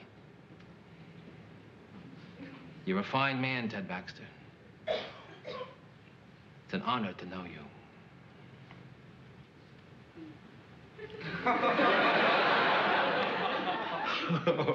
Murray. Hey, you know what? Huh? That $2,500 from Reader's Digest? Yeah?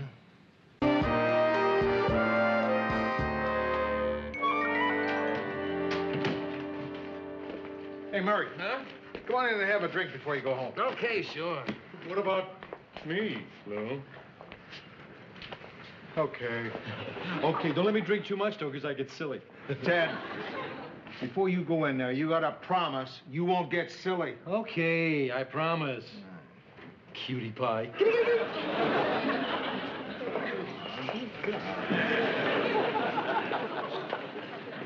Hey, this is great, guys. It's like old times. Say, Lou, you got any of those coasters with those funny sayings on them? Drink, Ted. Over your lips and down your throat, may you never wake up laying next to a goat.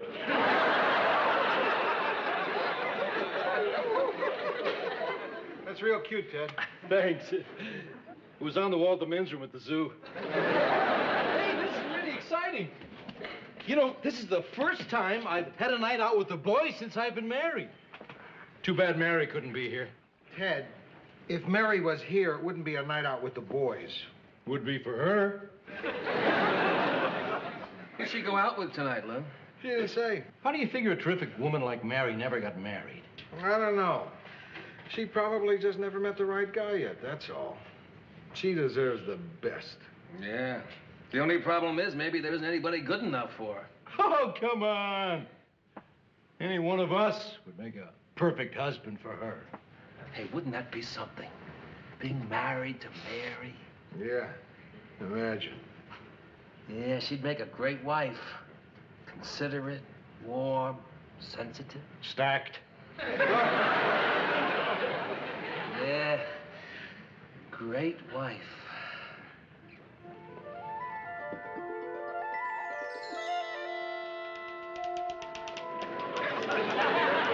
Honey, I did it. I did it. I finally started my novel. Oh, Murray! Oh, I'm so proud of you. Can I see what you've written so far? Well, there's not much. I mean, I just started. Somewhere outside, a dog was barking. Oh, Murray is brilliant. Oh, Do you really like it? it's the finest thing you've ever done. Oh, thanks, Mary. And now, Murray, I have news for you, too. Oh, what is it? I'm pregnant. Are you sure? Very. Oh, what am I saying? Of course you're sure. Look at you. Oh, wow. Our very first baby. I feel so terrible. Why? Well, I was so wrapped up in my novel and myself, I didn't even notice you were pregnant. Oh, Murray, darling, don't blame yourself. How could you have noticed? What with working at the factory all day, the post office all night, and driving a cab on weekends where you've hardly seen me the last few months. Yeah. Well, from now on, things are going to change. You're giving up those jobs. Yes, Mary, things are going to change. I'm going to go out and go to work. Murray, I won't hear of that. You've got to finish your novel. Oh, Mary, I can't have you sacrificing like this. I'm going to go out. I'm going to get a real job so we can build a future for ourselves and the baby. Oh, after all, I'm not getting any younger. Murray, don't talk. No, it's true, Mary. It's true. Now, I'm going to tell you something. You may not believe it. I know you won't believe it, but I'm going to tell you anyway. I think I'm going bald. Oh, Murray, darling. You will never, ever go bald. Thank you, Mary. Oh, you're the best wife, Mary. Now, you sit down and you finish that novel. But, honey... Murray, sit. I don't care how long it takes, you are not giving up. Even if I had to go on working forever. You're right, Mary. I will finish it. I'll make you proud of me. You wait and see. There's a story inside of me that's got to be told. There's only I can tell it. Go to it, Murray.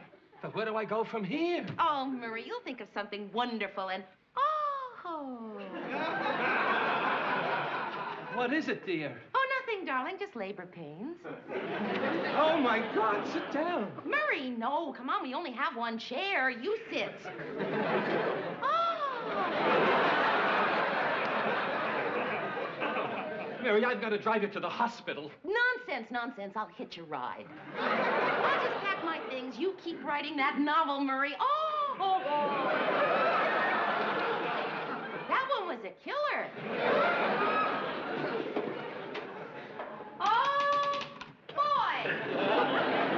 Honey, will you hold it down? I'm trying to work in here. Sorry, darling. I was just giving birth. Birth? It's a boy. He's beautiful. What a woman.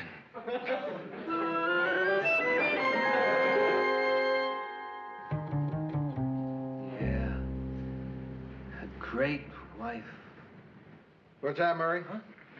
Well, I was just saying, I think Mary would make a terrific wife for somebody. Yeah, well, while we're on the subject of terrific women, I'd like to propose a toast to some wonderful girls that are very dear to my heart.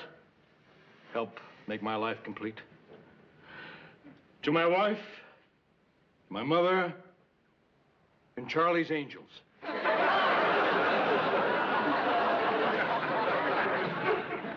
You know, I think Mary should hold out until she meets the perfect guy. Somebody intelligent, handsome, talented. Like Georgette did. Too bad I'm married. Might have been great for Mary.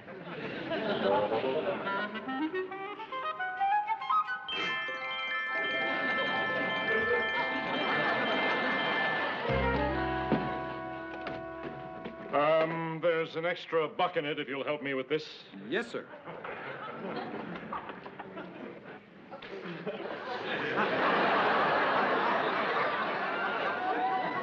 There you are. Would you like me to show you where everything is? No, thank you. I'm sure she'll tell me.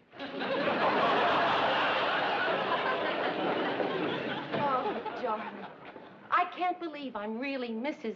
Ted Baxter, married to the most famous, most brilliant anchor man in the whole world.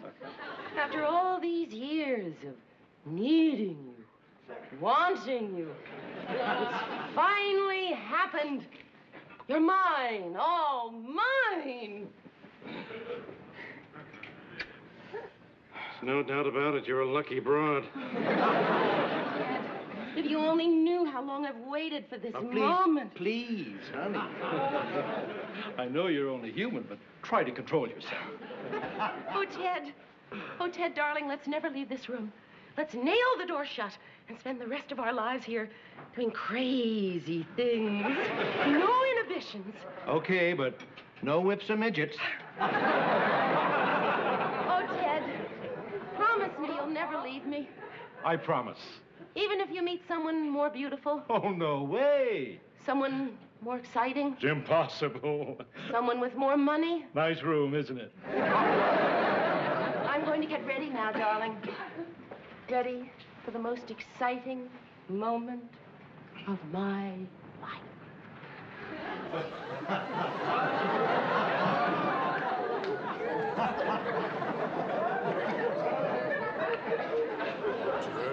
Teddy boy, tonight's the night we're falling. Boy, oh boy.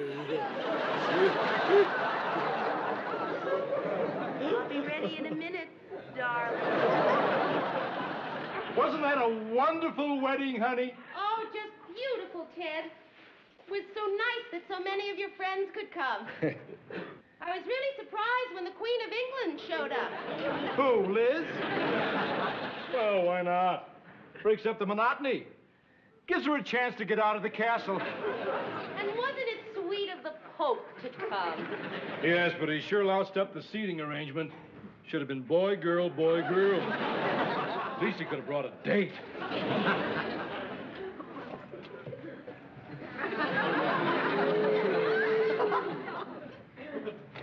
Oh.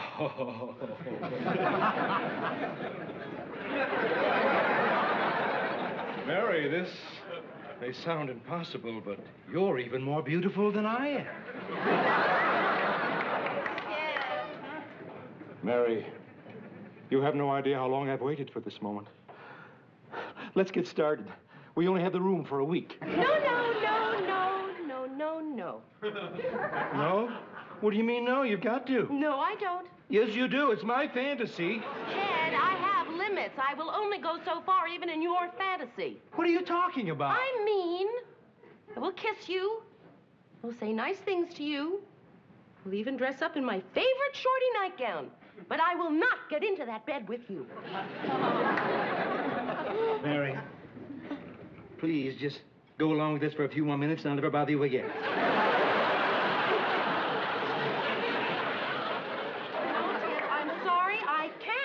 What am I going to do? I don't know. Really sorry, Ted. Bye.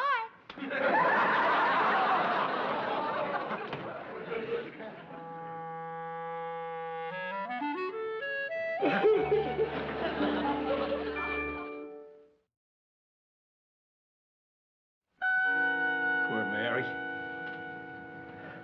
Wonder if she'll ever get married. Ted, will you knock it off? I didn't invite everybody here to talk about Mary. Lou's right. There must be other things we can talk about. Of course. We can discuss anything. Politics, movies, football. Right. Let's discuss football. Fine with me. Good. Now, how do you guys figure an intelligent girl like Mary doesn't understand football? Beats me. Hey, you know who she should marry? Who? Someone like you.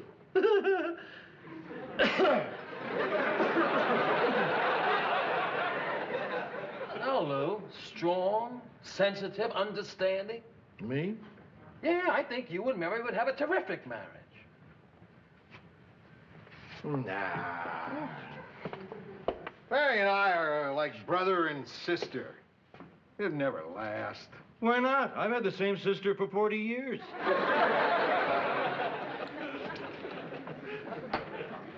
Who knows?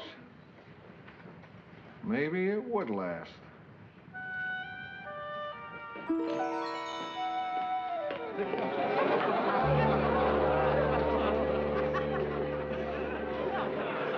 Come on, Mary. I'm holding the door.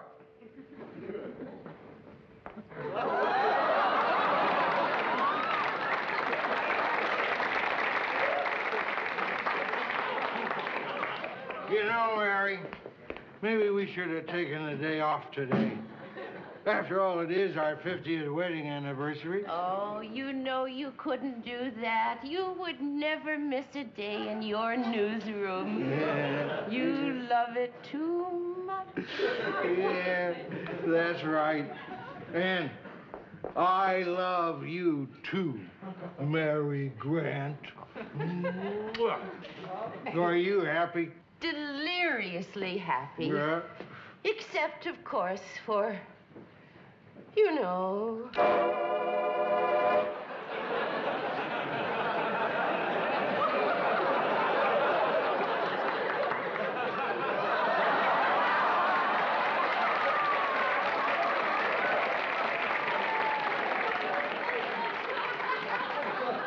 Hi, Mary. Hello. Here's some mail for you, Mary.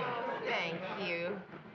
Oh, look, a postcard from Rhoda. What's new? Nothing much. She's still waiting for Joe to come back.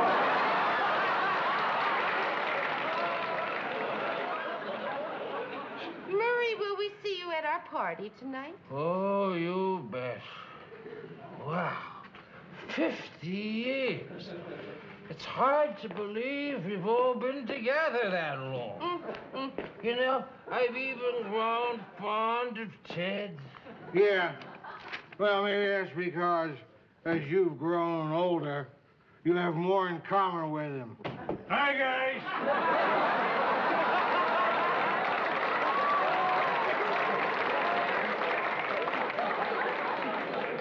I said hi, guys.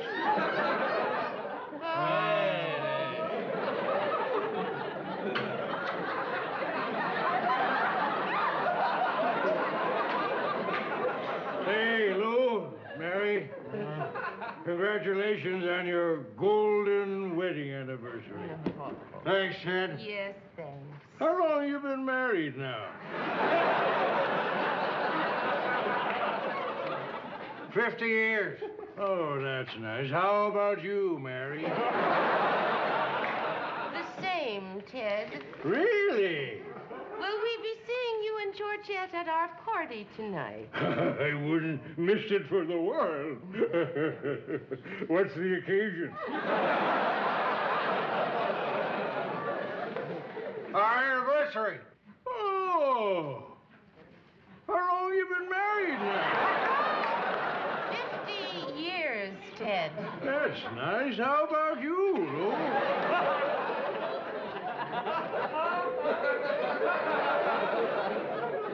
The same. I don't know how you do it, Ted. You're still as senile as you were 50 years ago. Thanks, Murray. Hey, do you hear Lou and Mary are celebrating their golden wedding anniversary? No fool. How long have they been married? Who knows?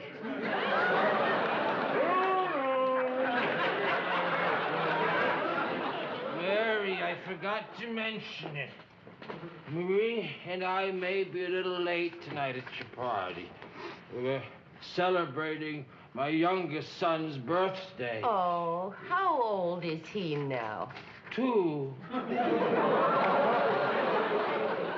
Good old Murr. It's been a great 50 years, hasn't it? The best. Mm. Except, of course, for, you know.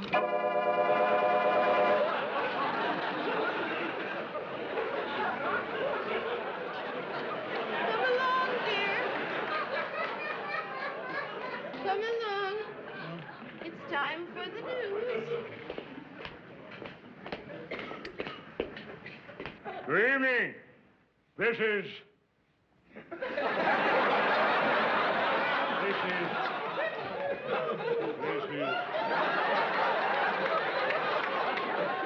Ted Baxter.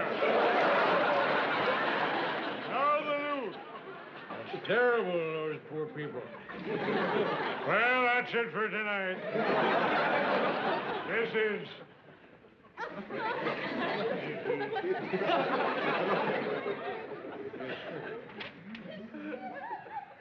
genuine cowhide.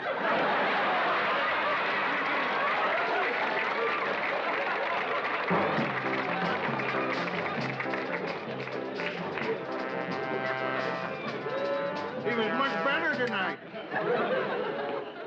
Dear, do you think that we could have a little chat? Sure. What do you want to talk about? Well, I was hoping that you and I might discuss, you know.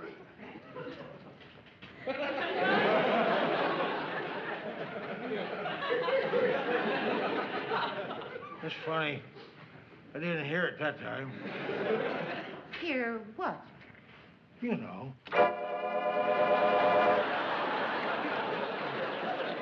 Listen, Mary. I told you I don't ever want to talk about that. Ever. Yeah, I see you at the party tonight, Mary. Right, Murray. Good night, Mary. Good night, Ted. We'll see you later at the party. Party? What party? Our anniversary party. Are we married? No, Lou and Mary are married 50 years. They're having a party. What's the occasion? Come on. Dearest, we have got to discuss this. We cannot put it off any longer. Oh, Mary. Please. All right. Go ahead. Talk. Well, I don't want to upset you, dear, and maybe I am making too much of this. But it is our golden wedding anniversary, and I just think maybe it's time we consummated our marriage.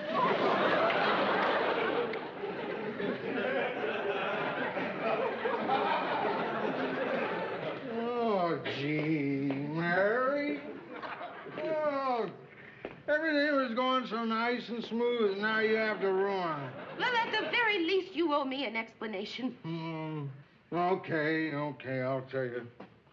But it's sort of hard to explain. You know, when we were first married, you were like a daughter to me. A daughter. And it just seemed unthinkable for us to be that way. And then, The years followed, and we were middle-aged, and you were like my sister. And that didn't seem right either. What's wrong with now? Are you kidding? Now you're like my mother. Like your mother, huh?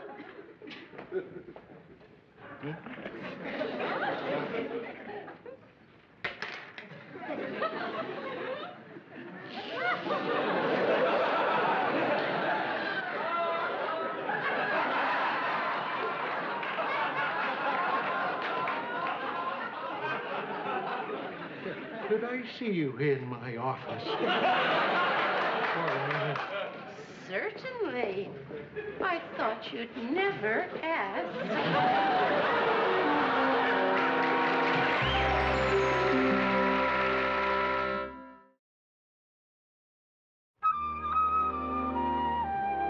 Hey, Lou. Hey, Lou. What? You got a cigar? It's not a real stag party unless you have a cigar. No, Ted, I don't smoke cigars anymore. That's just as well. Makes me dizzy anyway. I start to cough, and choke. Next thing you know, I'm sick to my stomach. And why did you want a cigar? I thought it'd be fun. Come in. Hi. Oh, Harry. But you had a date tonight. Yeah, I did. He dropped me off here to pick up my car, and I noticed your cars were all still here. Well, your date's over. What time is it? 12:30. Oh, I better get going. Yeah, I gotta get going, too. I got a tough day tomorrow. Well, if you do, I guess I do, too. Well, hey, where are you guys running off to? I thought maybe we'd all have a drink. Hey, Mary's right, you guys. Where you running to? I mean, she came all the way up here, and we're going home without asking her if she wants a drink. You want a drink, Mary? I would love one. Help yourself. We gotta go home. Mary, was he nice tonight, the guy you went out with? Oh, well, I don't know, Mirth. Hard to tell. You know, his first date and everything. Mary, if you marry him, you'll really be a lucky man. You'll be an inspiration to him, Mary. Well, thank you. Now, Mary, if you do get married, I bet it's gonna be one of the great marriages. I bet it'll last forever. Well, that's really very nice. Mary? It's a wonderful show for a good cause, the Foster Children's Foundation. So we hope that all of you will try and come. Well, we certainly will. For those of us that are interested, Congresswoman, just how does one go about becoming a foster child? Time is up. I'd like to say a special thanks to our guest, Congresswoman Margaret Geddes. And this is Ted Baxter saying good night and good news. Well, I think that's the last time we'll have Ted do a live interview on the news. Why doesn't he use the questions we give him? Not those questions he makes up. Is it any easier getting dates once you've been in Congress? Well, actually, Murray, that was one of my questions. Well, I mean, I thought it would be good for a little giggle. I didn't know he was going to ask it with such intensity. Ted, please, I don't want to talk about dating anymore. Margaret, it was a wonderful interview. Thank you, Mary. Is Lou in? Yes, sure. I want to say goodbye to him. Oh, of course. Mary, I'm glad you like the show because there's a small favor I want to ask. Well, it's a pretty big favor. If you don't want to, just say no and I'll drop it. Okay, what is it? Well, Georgette and I are celebrating our first wedding anniversary tomorrow night, and I'd like you to throw a party for us. No, Ted. Okay, I'm dropping it. But now I'm picking it up. Well, I said I'd drop it. I didn't say I'd leave it there. Ted, no. Please, Mary. I'll even pay for everything. Of course, don't go crazy. Figure a couple of packages of Velveeta and some Gatorade. Ted, I am not giving an anniversary party for you in my apartment, and that's final.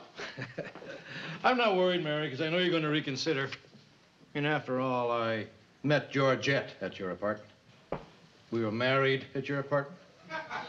Even had our baby at your apartment. You owe us this. No, I don't.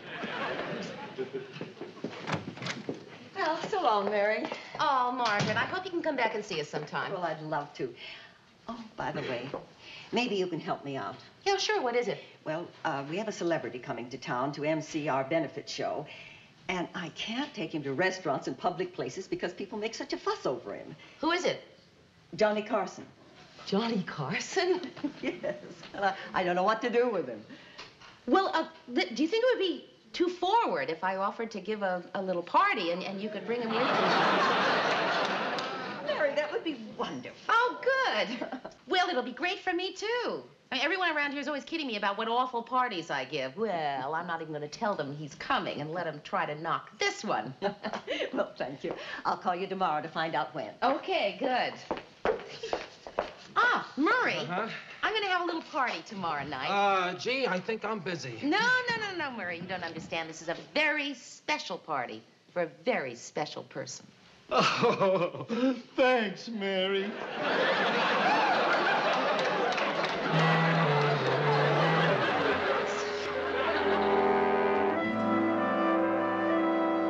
You sure you're not just being coy?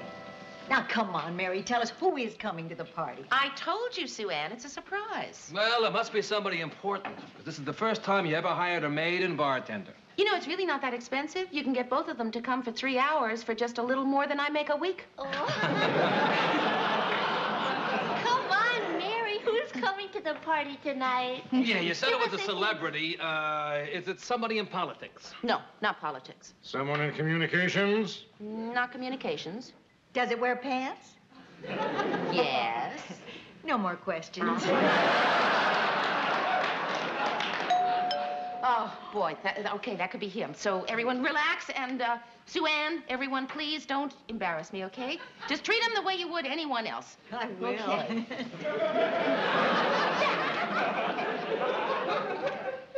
All right.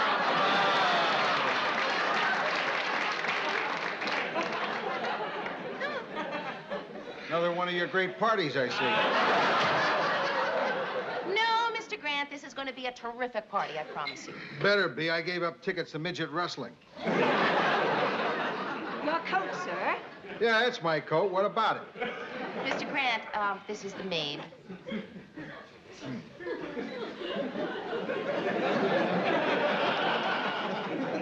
Maid? Are you crazy, Mary, hiring a maid for one of your parties? I also hired a bartender. Nice touch. Personally, Mary, I think it was very smart having a maid to hang up the coats. It's so much nicer than having them thrown on the bed. Yeah. And besides, Sue Ann, with the coats off the bed, you don't have to worry about going home with button marks.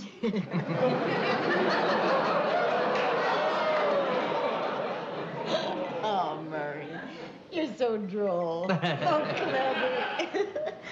Wherever did you find a party hat made of skin?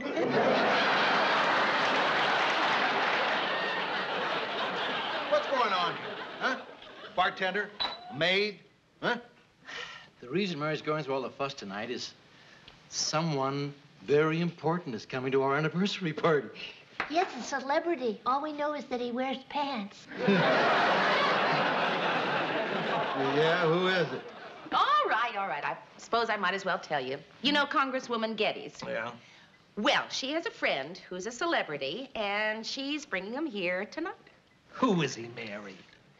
Johnny Carson.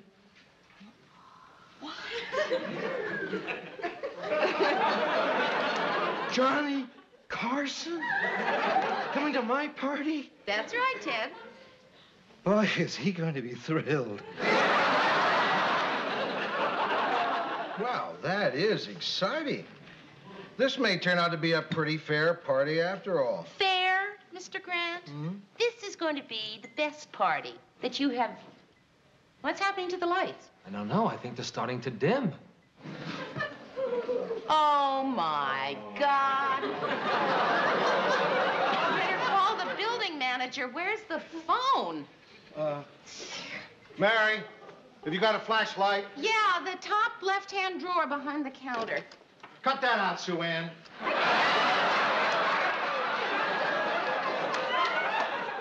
didn't touch you. Sorry, Lou.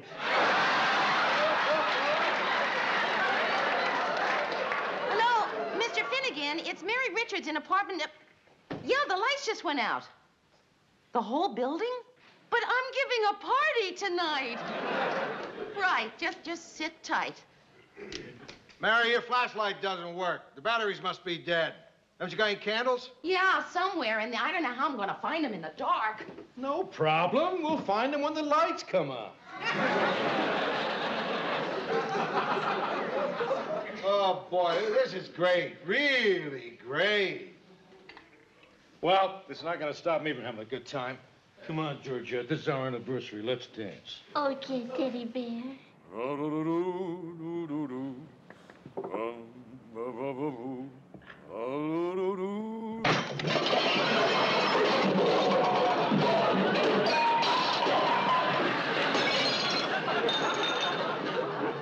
Sorry, Mary.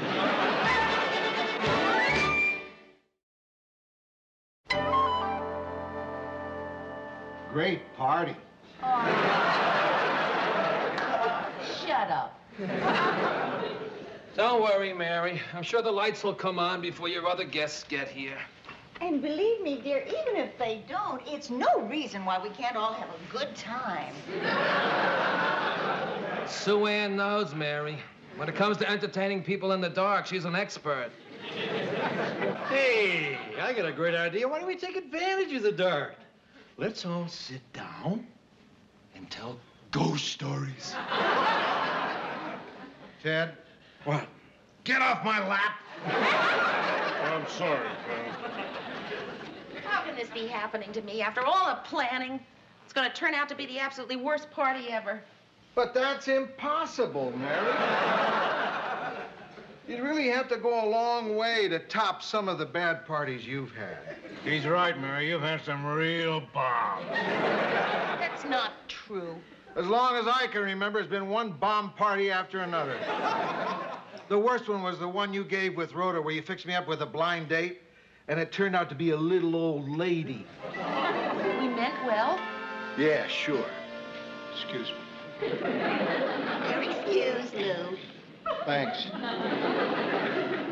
Mary, I wonder if I could have a word with you. Surely. Mary, I can't tell her. Mr. Grant, why didn't you just go through with it? I mean, it's just for one night.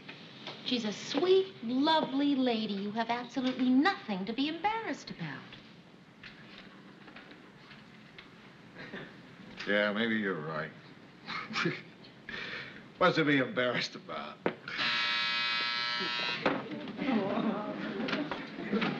Hiya, Mary. Hiya, Rhoda. Hi, Lou. Say, who's the old lady?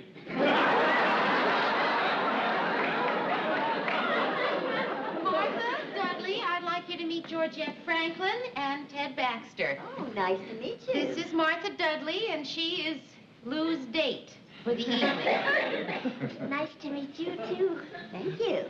Come on, Lou. Who is she, really? That's who I'm taking to the dinner. Oh. How nice to meet you. Oh, thank you.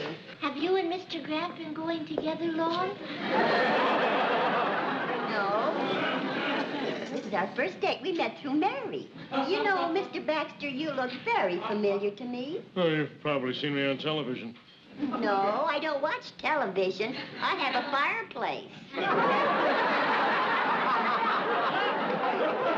Excuse me. You're excused. Georgette, that's a lovely dress. Is it new? Pretty new. I bought it this afternoon. That's quite a date you got there, Lou. You want to see if she's got a granddaughter for me? At least nobody can accuse you of robbing the old cradle. But on the other hand, she's not bad, Lou, really.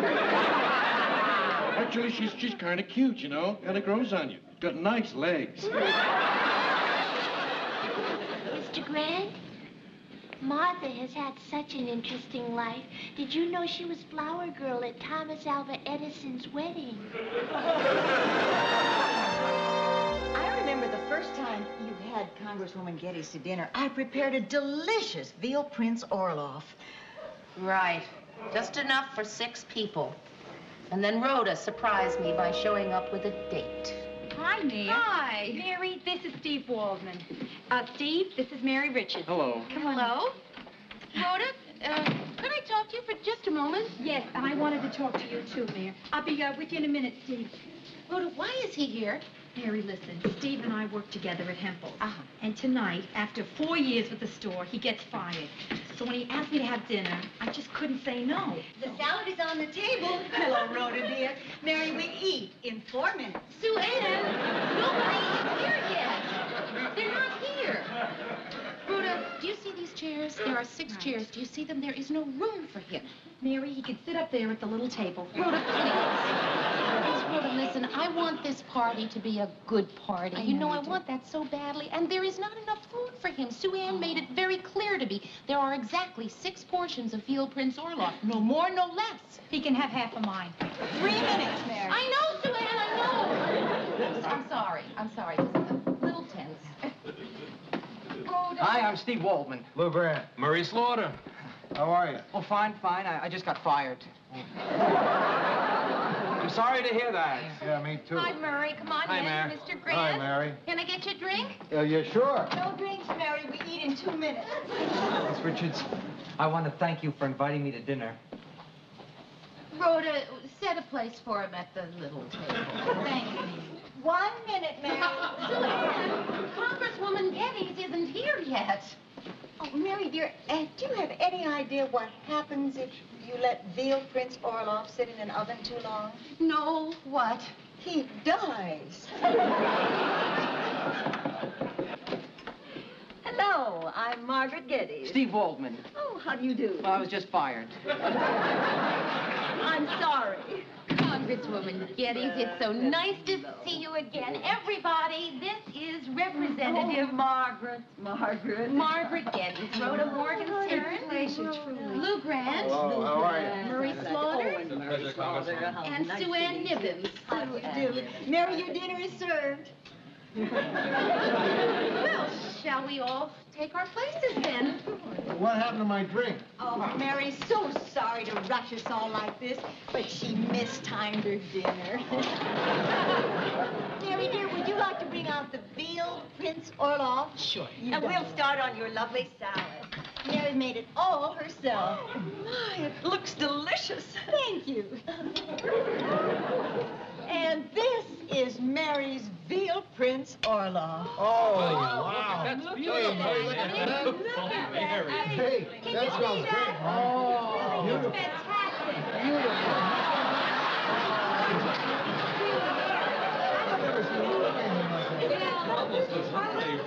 Mrs. Geddes? Oh, well, not yet, dear. Thank you. I haven't finished my salad. I finished my salad. Excuse me, could someone just pass the salt? Oh, yeah. I'm really starved, Mary. I really am. Thanks a lot. Mr. Grant, could I speak to you for a minute? Oh, yeah. Go ahead. In the living room, I need your help. Oh, sure. What's wrong, Mary? You seem upset. Mr. Grant, you took 3 servings of the veal. Yeah. Mr. Grant, there are 6 people. You took half. You mean that's all there is? What's on this platter? Yes. Mr. Grant, you've got to put some back. I just don't have enough for everybody. 3 people aren't going to get any dinner. All right, I'll put it back.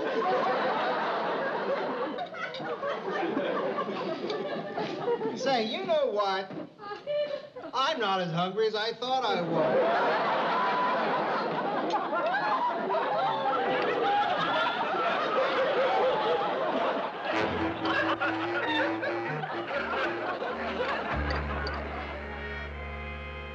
Speaking of surprises, Mary, where are your guests? I don't know if I'm lucky. Maybe they decided not to come. Just as well. Why should somebody she doesn't even know have to suffer through one of her parties? You know, come to think of it, Mr. Grant, I could have had some really great parties if it weren't for you. Me? Yes, that's right. Remember the surprise birthday party I tried to give you? Could have been terrific. But no, you wouldn't let anyone in.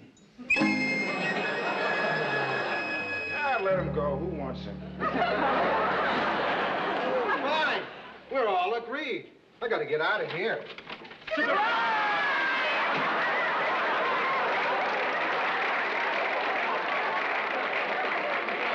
By the back door. No, Mr. Grant, there isn't any back door. Mary, that is a very foolish thing. Do you know how dangerous it is not to have a back door? But, Mr. Grant, they're just friends. No friends are coming through that door. They stay out. How could you do this, Gordy? It was not his idea. Oh, don't always stand up for other people, Mary. You shouldn't have talked her into this.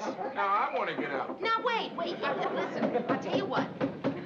We'll just let Murray in. You like Murray, don't you, Mr. Grant? I like Murray. Okay, then. We'll just let Murray in. That's all. Mary, you open that door and they're all going to come in here. They won't, Mr. Grant. I promise you. Just Murray. Happy birthday to you!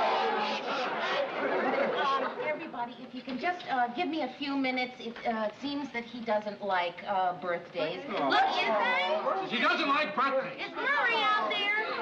Murray, Murray, come in here for just a minute, please. No, just Murray. Just Murray. Please, just a minute. So you don't like surprise parties? Is that any reason to keep me stuck out in the hall? That's no reason at all, Lou. Here's your present. Happy birthday. There. You see, Mr. Grant, that wasn't so bad, was it? So what do you say now we bring Rhoda in? You like Rhoda.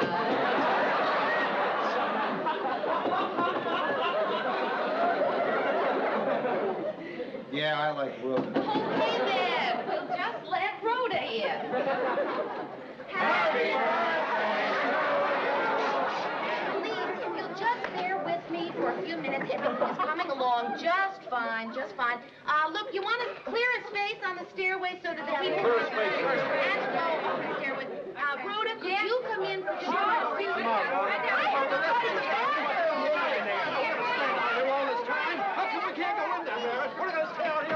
Mary, I think we found a theme for this party. Hatred. Mr. Grant, this is silly. It's embarrassing. I mean, I invited those people here. Back, you animals! Boy, I can see why you don't want those losers in here. I have to admit it, Lou. You weren't much fun that night. Okay, I admit it. I ruined one of your parties. They're here. Aw, what am I going to do? Well, look, just answer the door, Mary. Or maybe it's the building manager. Mary, watch where you're walking. Sue Ann, what are you doing on the floor? And Mr. Grant, I'm surprised at you, too. Surprised at what? I'm over here. Well, who's this? The bartender.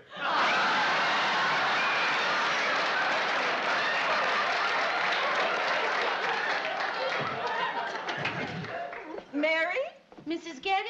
Yes. Oh, I'm so glad you could come to my party. We're having a power failure. Yes, I know. We were stuck in the elevator for an hour. Johnny had to climb through the trap door at the top to get us out. Oh, Mary, this is Johnny Carson. Hi. Nice place you have here.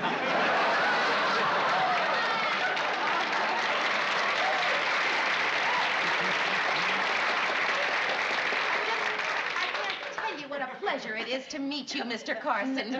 Mary, you're shaking my hand. Oh, sorry. Well, come in. I'm really sorry about the power failure. Don't apologize, Mary. I've always thought it'd be terrific to come back to the Midwest and be in a dark apartment full of strangers. Well, yes, let me introduce you to my friends. Johnny Carson, say hello to Lou. Hi. Hi. Hello. That's Lou. And Murray Slaughter. Hiya, Johnny. How are you? Murray's about 5'11". Has blue eyes. Well, no, that is... Okay, somewhere in here is Ted Baxter and his wife, Georgette. Hello. How are you? Nice seeing you, pal. Hey, you know, you look a lot better in person. And let's see, who else? Oh, yes, Sue Ann Nivens. Sue Ann? Sue Ann? We're in here, dear. Hi, everybody. Sue Ann, I'd like you to meet Johnny Carson. Mary? Do you have a dog?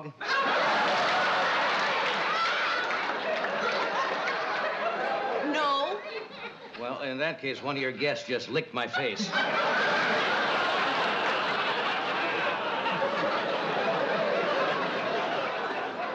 I'm sorry. Look, Mary, I'd love to stay and get to know all your friends better, but I really do have to catch an early plane tomorrow. Oh, well, you know. thanks for stopping by. Just wonderful having you. You really made the party. So long, Johnny. Bye. So long, gentlemen. Thanks for everything, Mary.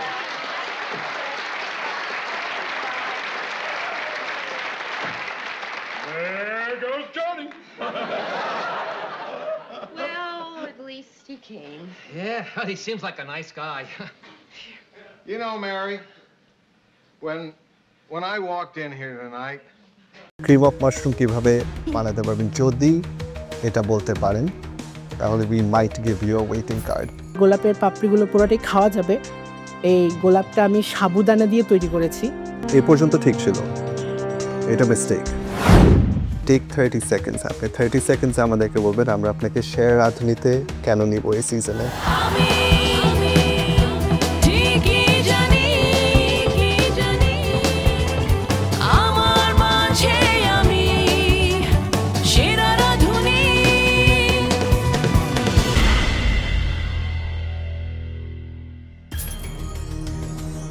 আমি ইফাত আরা দোলন আর আজকে যেই খাবারটা নিয়ে এসেছি সেটা হচ্ছে mango cream bleach mango sponge ছানা দুধ ডিম এগুলো সব একসাথে মিক্সড করে বেক করেছি আচ্ছা আর উপরেটা হচ্ছে ম্যাঙ্গো সস। আপনার কাছে কেন মনে হলো যে চিজের সাথে ম্যাঙ্গোর কম্বিনেশনটা মানে কি চিন্তা করে দিলেন? চিজের সাথে ম্যাঙ্গোটা খুব মানে লাইট একটা আমাদের যেহেতু রাজশাহী আমের জন্য বিখ্যাত মনে হলো যে আম দিয়ে কিছু একটা করি। আপনি এঁচড় কাকে বলেন জানেন? এঁচড় কাঁঠাল। কাঁঠাল। ক্রিম অফ মাশরুম বানাতে পারবেন? জি। কিভাবে বানাবেন? আপনি nervous? Cream of mushroom soup. কেন নার্ভাস? Take 30 seconds. আপনি 30 seconds আমাদেরকে বলবেন আমরা আপনাকে শেয়ার রাঁধুনিতে কেন নিব এই সিজনে। রান্নার প্রতি আমার ভালোবাসা আমার সৃজনশীলতা এবং আমি নতুন খাবারকে প্রেজেন্ট করার যে সক্ষমতা সেটার জন্য নেওয়া যায় আর কি। সো এখন কি ক্রিম অফ মাশরুম রেসিপিটা বলতে পারবেন? আপনার কনফিডেন্স লেভেল একটু ব্যাক করেছে, নার্ভাসনেসটা একটু কেটেছে। আমাকে বলেন ক্রিম অফ মাশরুম কিভাবে বানাতে পারবেন যদি এটা বলতে পারেন তাহলে we might give you a waiting card. রু করে নিব আগে। রু করে নেওয়ার পরে সেখানটাতে হচ্ছে আমরা স্টক অ্যাড করব এবং মাশরুম দিব। রু কি? বাটার এবং ময়দার সম পরিমাণ মিশ্রণ যেটা সেটা হচ্ছে। সি আপনার culinary নলেজ অনেক ভালো। You know what a roux is. আপনি রাইট ডিরেকশনে যাচ্ছেন। ঠিক আছে, this is your chance. You get a waiting card. Fresh cream add করব। এখানটাতে একটু সিজলিং করব দেন সার্ভ করব। তো হয়ে গেল দ্যাটস ইট। এর বাইরে তো কিছু নেই। ব্যাস। আপনাকে নার্ভাসনেসটা কাটিয়ে আরো কনফিডেন্ট হতে হবে, রাইট? আমরা আপনাকে ওয়েটিং কার্ড দিচ্ছি।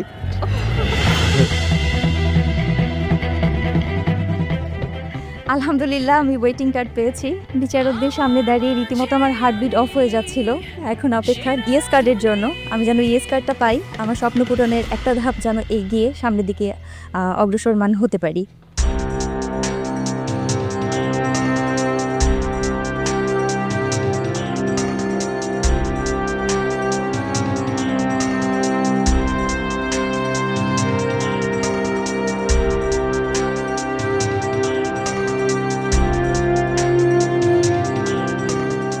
আজকে বানিয়েছি কোকোনাট ফ্লেভার ট্রিচলি চিজ কেক। এখানে যে গোলাপটা আছে এটা হচ্ছে গোলাপের পাপড়িগুলো পুরোটাই খাওয়া যাবে এই গোলাপটা আমি সাবুদানা দিয়ে তৈরি করেছি আর হচ্ছে এখানে আমার আছে সিক্রেট ব্রেকফাস্ট প্লেটার যেটা করেছি একটু নতুনত্ব আনা ট্রাই করেছি জিনিসটা দেখতে হবে একরকম কিন্তু খেতে হবে অন্যরকম থার্ড টাইম এটা তোমার জি কত সিজনে ছিল তুমি আমাদের সাথে গ্র্যান্ড অডিশনে তার আগেও আরেকবার ছিল গ্র্যান্ড অডিশনে জি আবার কেন আসলে আমার নাম লেখা লাল করতে নিতে পারিনি আমি না 3 সময় ধরে যে আপনি এখনো ধৈর্য ধরে এখনো আসছেন এটা অনেক ভালো একটা ব্যাপার থ্যাংক ইউ তোমার এই যে এই আইটেম যেটা এটা কি বললা এটা হচ্ছে অনেকে গোলা রুটি বলে অনেকে চাপড়া বলে ডিম আছে না হ্যাঁ ডিম দিয়ে ময়দা দিয়ে গার্লিক আছে পেঁয়াজ আছে ডিমের একটা স্ট্রং স্মেল পাচ্ছি কেকটা তো কি এসেন্স এখানে ইউজ করা হয় এখানে হচ্ছে কোকোনাট এসেন্সটা ইউজ করা হয়েছে ম্যাম আর হচ্ছে এখানে হচ্ছে আমি একটু মিল্ক ইমালশনটা অ্যাড করেছিলাম ওটা আমি স্ট্রবেরি ফ্লেভারে করেছি সে সাবুদানা দিয়ে করা ওটা এই পর্যন্ত ঠিক ছিল এটা মিস্টেক আচ্ছা মানে ইউ ক্যান নট পুট যেটা আমরা খাবো এন্ড যেটা খেতে পারবো না দ্য সেম থিং জাস্ট ডেকোরেশনের জন্য একটুটা অ্যাড করেছিলাম যে ফ্লাওয়ার্স অলসো এটাকে আলাদা না দিয়ে you should have put it somewhere here ওটা ভালো হতো tres leches I think it's good সুগারের পরিমাণটা একটু বেশি অ্যান্ড কোকোনাটের ফ্লেভারটা কম বাট ট্রেস লেচেস হয়েছে it has the flavours of tres leches তুমি সুন্দর করেই বানাইছো it's juicy it's flavorful and I think last year থেকে there has been an improvement all mistakes but these are recoverable for now it is just going to be a waiting card thank you so much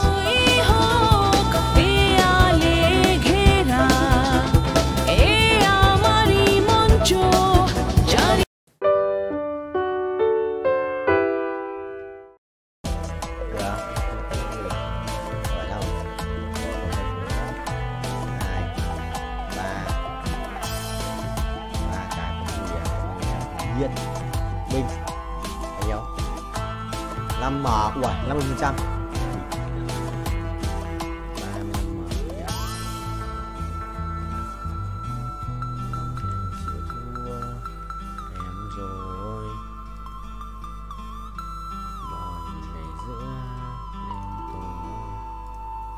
chuẩn không? Ui, ra với bia này, độc dược à? Thôi cút, không quan trọng.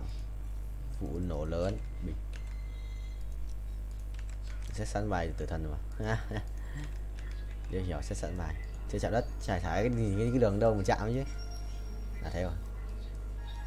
Đang xuống rồi, đang vòng xuống rồi, đang vòng xuống. Đang số thì binh sinh linh không? 3, 2, 1. Perfect một lần này. Đấy, kiếm 15 lần perfect không? 100 lần perfect thì đã ăn 6 triệu. Ơ. Nhờ, 7 triệu. Mình cần 50 thôi, đã được 5 củ rồi. 7 củ là bình thường. Chuẩn rồi. Đấy á, đón thêm một nhịp. Đón thêm một nhịp vào mình rồi.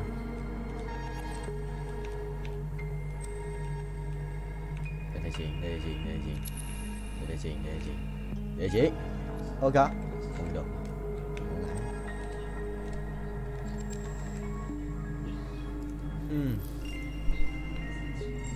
Mất kiếm mà.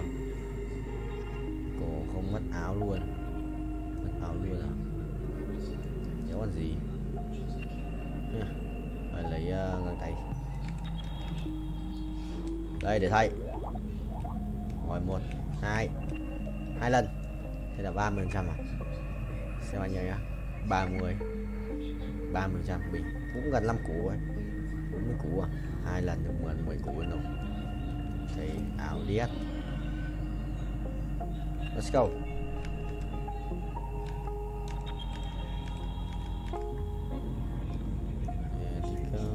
Let it go.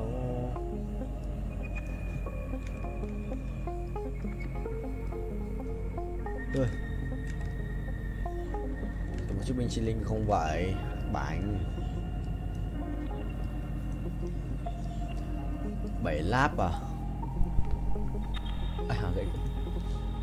456 triệu coin để rebirth tiếp à? Sợ khó đấy.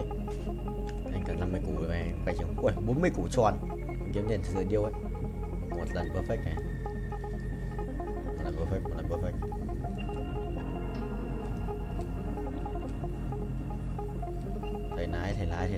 thầy lái.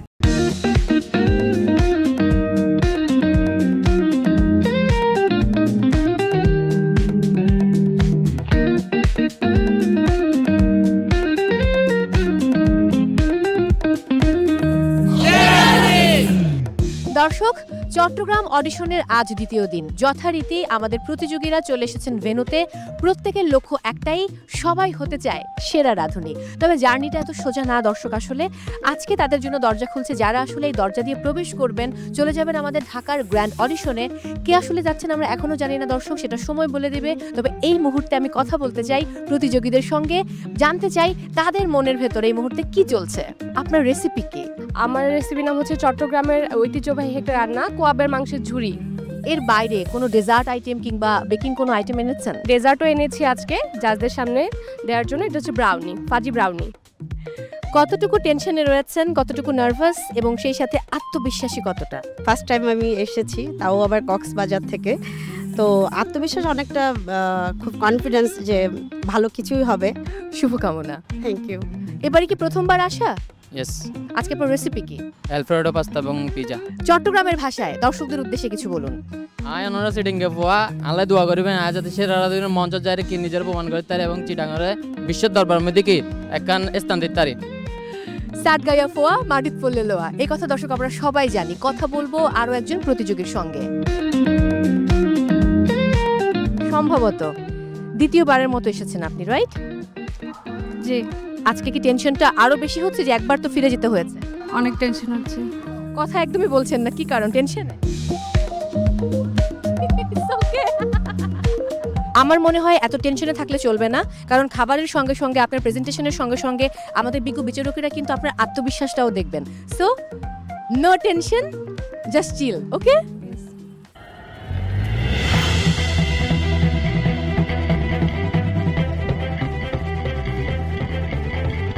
আমার মাঝে আমি সেরা রাঁধুনি।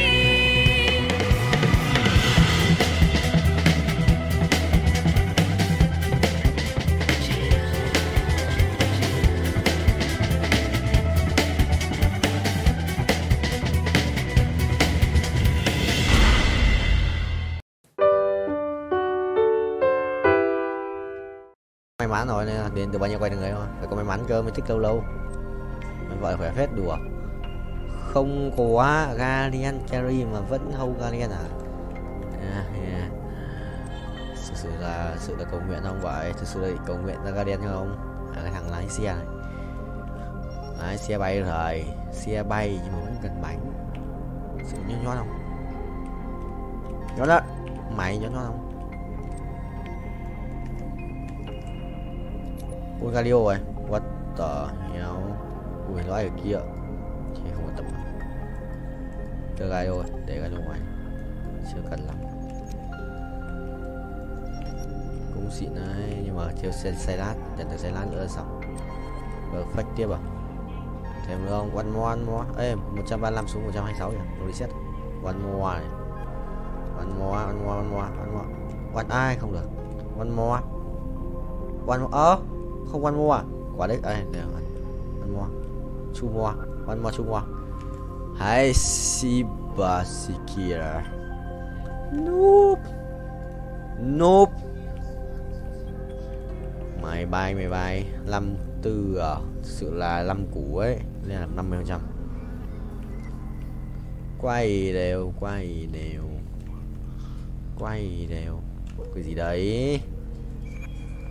Không skip được quên mất. Thôi thầy về qua kia thầy bay thầy kiếm tiền G-Bus. Quá mạnh. Ra một tuổi mà rồi lên qua 4, cứ chỉ qua 4 cho tôi vậy, chôn tôi à?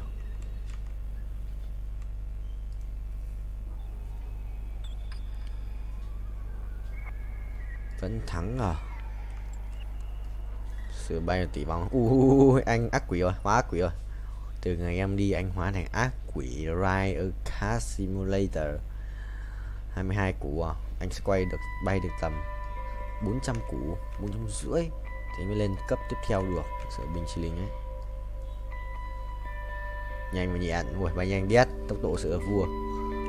Tốc độ sự là vua ấy. Tốc độ sự đẳng cấp Pro VIP. Chuẩn không vậy? Thắng được không vậy? Rồi, còn mỗi con cho gát sẽ làm chi? Còn mỗi cho gát làm chi? Cho gát 2 mũ thích nghi à? Làm chi? Ui, thổi đau phết, đùa. Ê, nó thắng được cái cút đấy. Ê, nó thổi chết Zone này. Không chết được. Có 2 cái mũ kia đéo chết được. 2 mũ đấy chỉ kích thêm sát thương phép. Xong rồi. Quả chém cái nào của mình rồi. Chắn luôn. Đi chợ 100 máu bốc lửa. Đồ Zone này. Zone cái cục đấy sự xịn không? Bàn là chắn à. Đồ cổ này. 15% hút báo chủ sở hữu đồng minh được đấy. Cái ui mất lắc rồi.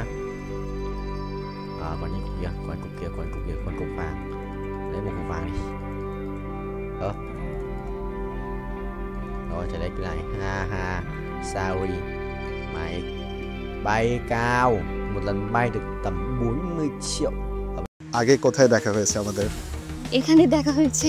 ব্যাংকে চাকরি করবে না food নিয়ে কাজ করবে? আমি food নিয়েই কাজ করতে চাই, তখন আর কোনো দিকে তাকাবো না।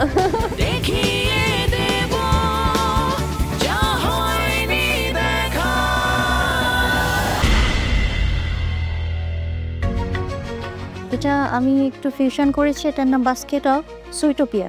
বাস্কেট অফ সুইটোপিয়াটা কি? এটার অর্থ হলো মিষ্টির রাজ্য, মানে সুইট কিছু এখানে আছে ভেতরে।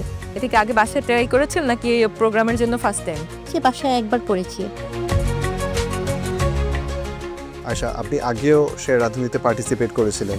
আপনি এত ডেসপারেটলি বারবার করে শের রাঁধুনিতে কেন আসতে চাচ্ছেন? সেরা রাঁধুনি মানে এই যতগুলো কম্পিটিশন হচ্ছে রান্নার, তার মধ্যে এটাই বেস্ট সব দিক থেকে, কোয়ালিটিতে। আমার মনে হয় আপনাদের সংস্পর্শে থাকলে আমি আরও বেশি বেটার কিছু শিখবো, এবং প্ল্যাটফর্ম একটা দরকার আছে আমার, কারণ এটা আমার একটা প্যাশন। আসেন।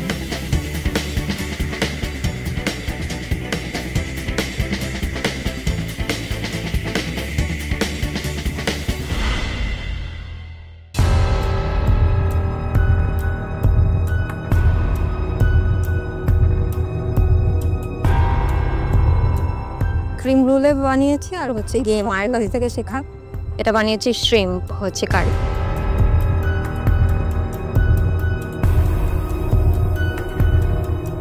কি করো তুমি? আমি একটা ফরেন ব্যাংকে কর্মরত আছি। ধরো সেরা রাঁধুনি হয়ে গেলে তখন কি ব্যাংকে চাকরি করবে না ফুড নিয়ে কাজ করবে? আমি ফুড নিয়েই কাজ করতে চাই, তখন আর কোনো দিকে তাকাবো না। ওই পর্যায়ে নেয়ার জন্য তুমি নিজে ওইভাবে প্রিপেয়ার হয়ে এসেছি? এবার প্রিপেয়ার হয়ে এসেছি এবার। Your food is good enough. Thank you.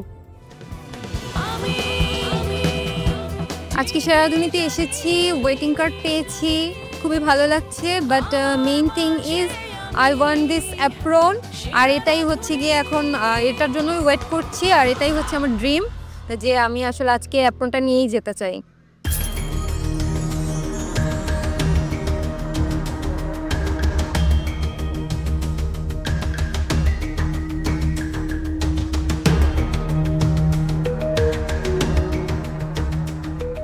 আমি আজকে যে দুটো ডিশ নিয়ে এসেছি বরিশালের কথা চিন্তা করে এনেছি।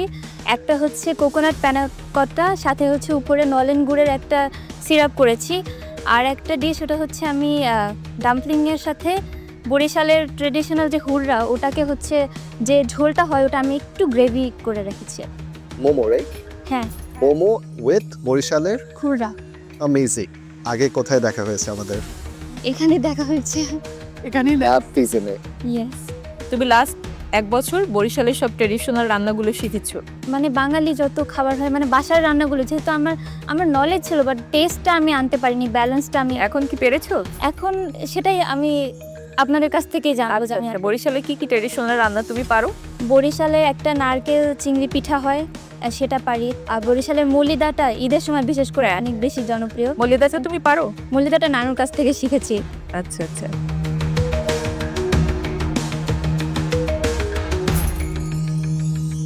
ডেজার্টটা অসাধারণ। Thank you. I love this dessert. এবং তুমি যে বরিশালের সুরডাটা ট্রাই করেছো, আমি এইটুকু বলতে পারি যে বরিশালের এই সুরডার অথেন্টিক টেস্ট অনেকের হাতে আসে না, কিন্তু তোমার হাতে 100-100% এসেছে। আই ডোন্ট থিঙ্ক আমাদের আর কিছু বলার আছে। পুজ যখন এত মজা হয়, we have to give you a waiting card. গত ওয়েটিং কার্ড এবং লাস্ট সিজনে আমি গ্র্যান্ড অডিশনে যে ভুলগুলো করেছিলাম সেখান থেকে আমি অনেক কিছু শিখতে পেরেছি এবং এবার আমার লক্ষ্য হচ্ছে মহামঞ্চ এবং মহামঞ্চে যে আমি চাই সেরা রাঁধুনির খেতাবটা অর্জন করতে পারি এবং এটাই হবে আমার এবছরের অথবা আমার পুরো জীবনের সবচেয়ে বড় একটি অর্জন, রান্নার স্বীকৃতি।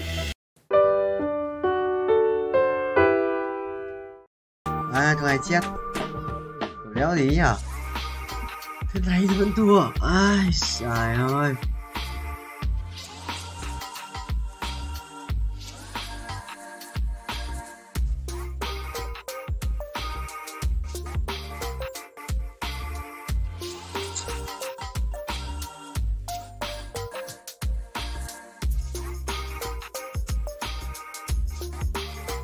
À đây.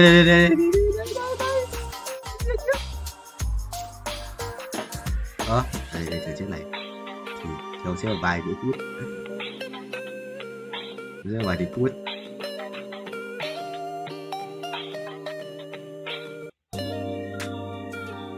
Không sao thầy ơi, phải bỏ 2 phát ngoan gì đấy không thua mất. 15 máu thôi, đánh đổi rồi, con 3 rồi, đánh đổi rồi. AC1 chứ AC2 là bên rồi. Từ hàng tông người ta chưa làm vậy, làm trên của nó này đấy vẫn khỏe, nhớ chua vẫn khỏe, không yếu đâu, để đấy ông hai cái đéo này ơi, đâu chết, ông hai mà không chết vậy, ống nó bài biết, ui ao không chết lại, what the hell, ô ấn pháp sư, ở một chút dòng ao hai không chết. Chuồn tỏ nghe số 6 chat game của chat game có 23 bật tiền 23 điểm thì mới hết tiền.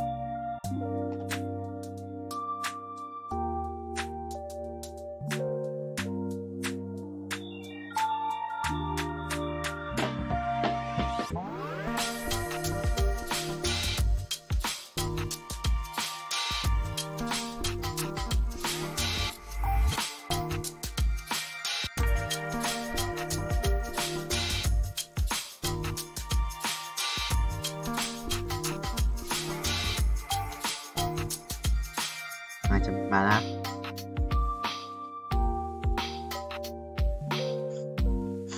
mà từ nên đủ tiền lên ăn chơi nhỉ, nếu sắp 2 lần nữa ngọc bảo bao nhiêu bảo là tầm আপনি nervous?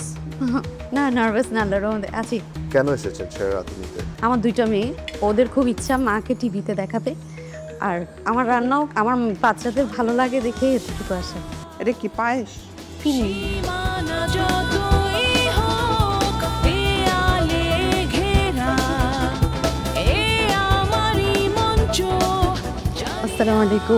আসসালামু আলাইকুম। কি নাম আপনার? আরমিন হাসনাবানু রিনি। আরমিন কি বানিয়েছেন? Strawberry sweet guard, গুলাবি slice. এটা কি করেছেন? এটাও স্ট্রবেরি দিয়ে করেছি, ওখানে একটু গ্রেপস ইউজ করেছি। কি করেন আপনি? একটা 5 স্টারে ট্রেনিশিপ হিসেবে ছিলাম, ট্রেনিং করেছি শুধু। কোন 5 স্টারে? রেডিসন ব্লুতে। সো এটা নিয়ে পড়াশোনা করেছেন? একটা জায়গায় 3 মাসের কোর্স করেছি। কেন এসেছেন সেরা রাঁধুনিতে? আমার খুব ইচ্ছা, মানে রাঁধুনি হওয়ার আর সবচেয়ে বড় হচ্ছে আমার দুইটা মেয়ে, ওদের খুব ইচ্ছা মাকে টিভিতে দেখাবে, আর আমার রান্নাও আমার বাচ্চাদের ভালো লাগে দেখে এতটুকু আসে। আমার একটা ডিশ আনা হয়নি, সেটা যদি আপনার পারমিশন দেন তাহলে আমি আনতে পারি আর কি। নিয়ে আসেন। Thank you.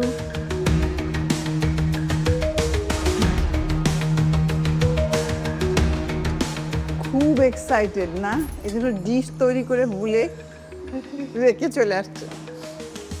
এটা হচ্ছে মেজবানি বিফ বাহবান। আমার কটকটিটাও ভালো লেগেছে আপা, কেকটাও ভালো, কেকটাও ভালো হয়েছে। আপনি নার্ভাস? না নার্ভাস না, আল্লাহর আছি। 5টা কুইজিনের নাম বলতে হবে। হ্যাঁ, থাই, চাইনিজ। হয়েছে তো, 2টা হয়েছে, আর 3টা আছে। থাই, চাইনিজ, ইটালিয়ান। ইটালিয়ান, থাই, চাইনিজ, ইটালিয়ান। আপনার ফুডের সাথে আপনার কথা মিলতেছে না। আমি আপনার ফুড আজকে যেটা এনেছেন সেটা ভালো, এটার উপর বেস করে আমরা আপনাকে একটা সুযোগ দিব, একটা ওয়েটিং কার্ড দিব। চলে আসুন। আমি খুবই এক্সাইটেড, বাট আমি আশা করি নাই যে আমি ওয়েটিং কার্ড পাবো। থ্যাংক ইউ গড, মানে আমি এতটুকু পর্যন্ত আসতে পেরেছি, বাকিটা আল্লাহ ভরসা।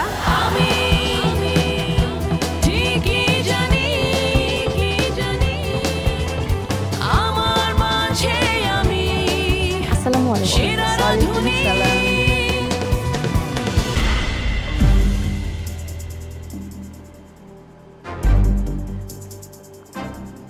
কি নাম আপনার? আমার নাম মোসাম্মদ রেজওয়ানা খানম, ডাকনাম নীলা। নীলা, কি করেন আপনি? আমি একটা এনজিওতে চাকরি করি। নীলা, কি কি বানিয়েছেন আজকে? চালি কাবাব করেছি, আর এটা হলো মোরগ পোলাও, সাথে রয়েছে ফিন্নি, আর সাথে সালাদ, আর সাথে রয়েছে বোরহানি। এটা আপনি টেস্ট করেছিলেন? সকালে করেছিলাম। আজকেরটা? আজকেরটা জালি কাবাবটা আজকেই আমার প্রথম করা, আমি এর আগে কখনো করিনি। জালি কাবাব এটা আপনার ফার্স্ট টাইম করা? জি, আমার ফার্স্ট টাইম। রিস্কটা অনেক বেশি হয়ে গেল না? ফার্স্ট টাইম একটা জিনিস যেটা আপনি আগে কখনো বানাননি, ওটা নিয়ে এসেছেন।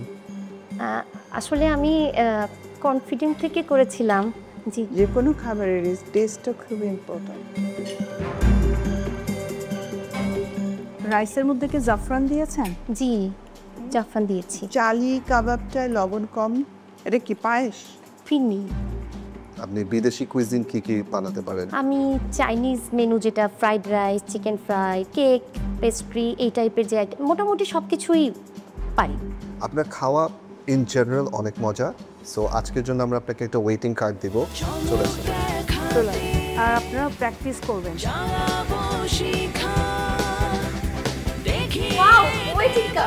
এই প্রথম আমি সেরা রাঁধুনি সিজন 8-এ প্রথম আমি অংশগ্রহণ করেছি, এবং এটা আমার জন্য সত্যি অনেক আনন্দের যে প্রথমেই আমি ওয়েটিং কার্ডটা যে পেয়েছি।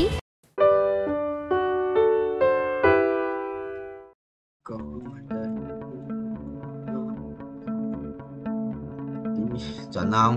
Đừng có mà chuẩn không? Đâu, listen 2, quay 2. Quỷ nhờ? Ơi, quỷ đấy, về đấy. Chịu ơi, xin đắt 2. Bài này quỷ quá. Ui dồi ôi, ăn đi 2 full đồ, listen 2 full đồ, quay 2 full đồ. Thua. Để đánh được. Còn sao tao muốn quỷ đấy. Đâu, nó khác rồi.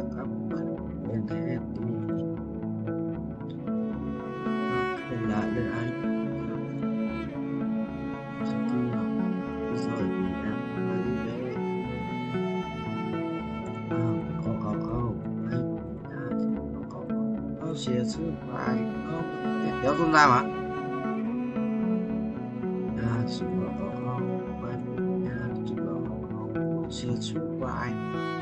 Chuẩn không? Mình cần là 1 tiếng 11 phút.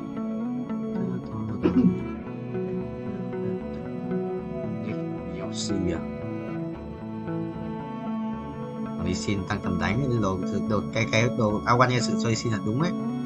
Xong đéo đánh cái xin, cái xin ra để bắn đi xin này. Chốt nào? Rồi bắn ạ. Đéo bắn này, xin ra để bắn đi xin này. Chốt nào? Xin ra để bắn đi xin ạ. Phút bắn trên. Thôi đi rồi. Nice, top 3. Này ở đây. 6 tuổi 8, 33k. 25 phút hết hay không? Cháu nói bằng nhiều hết 5 phút hết. Cái an ninh vậy rất dễ kiếm nhá.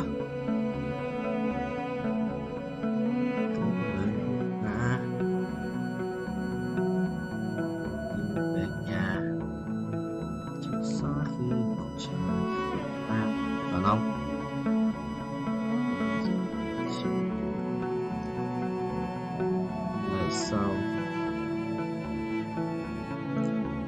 Cành đấy.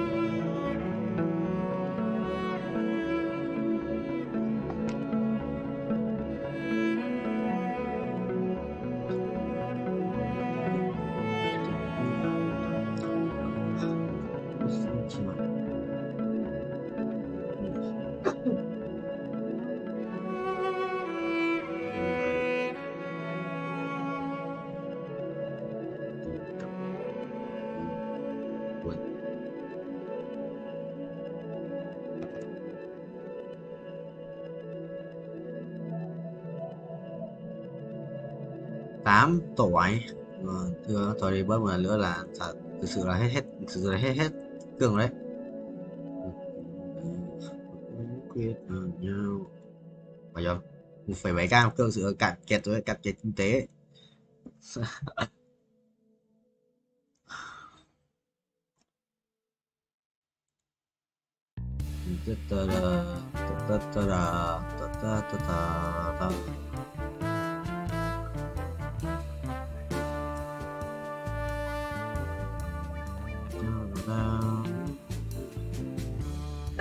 Có đủ tiền đấy, mua kiếm xì xì đấy, đủ tiền không? 100k được.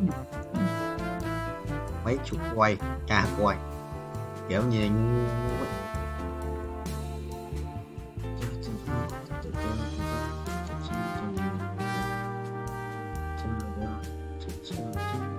đéo đủ tiền mà mấy quân pet đấy chứ nhức đầu.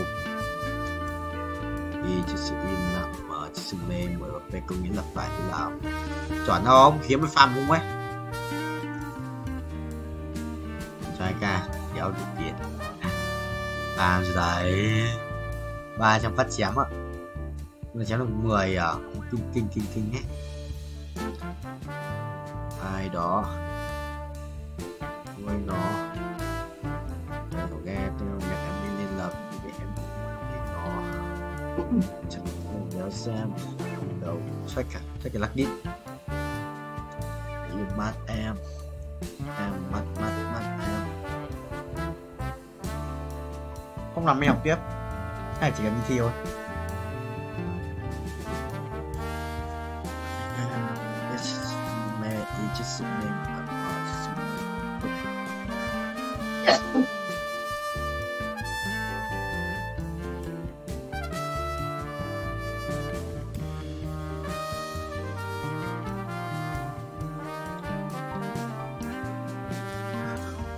Em sinh ngày sinh tật em chọn tên hiệu linh vật Phương Mai 10/1/12 3 ngày 20 tiếng ngày 7 tiếng xong rồi. Trong hồ sơ anh làm đi sao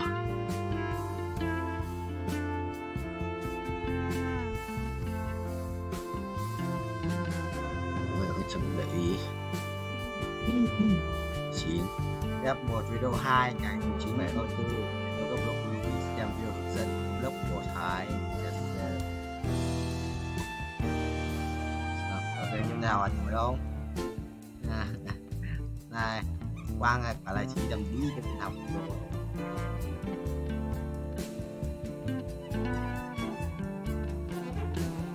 Bye bye.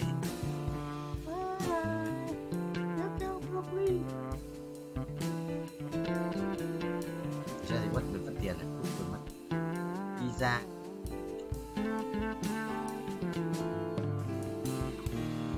Lucky Block, Minecraft, phiên bản Roblox.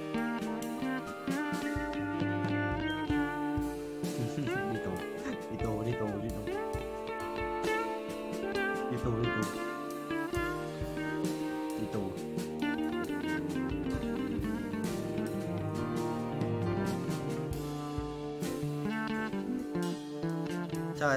Chắc là tại chết report thì nó cũng bèm máu hơn. Để chết report một lần. Để chết tao report cây bia tích.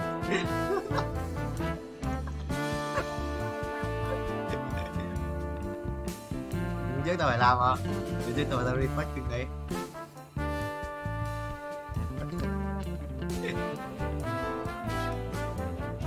Sai đấy. Tao bị vậy. Không gọi được à? Gạt đến đó. Tôi gọi cho anh đúng không? Gọi cho anh không?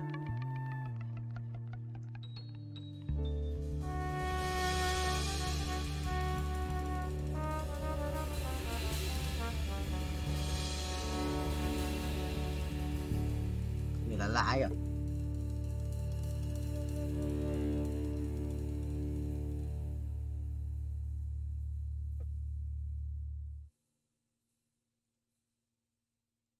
Và lâu à. Chơi nữa, chơi nữa. Chơi nữa. Tao bắn được cùng mà. Tao bạc một mà. Vũ dùng cái khác thì Vũ bắn nữa. Có à, bắn luôn. Tao vào xong vậy, tao vào xong này, vào xong.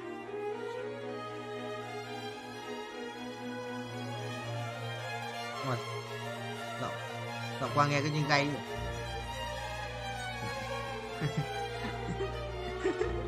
Nghe đi hay thế.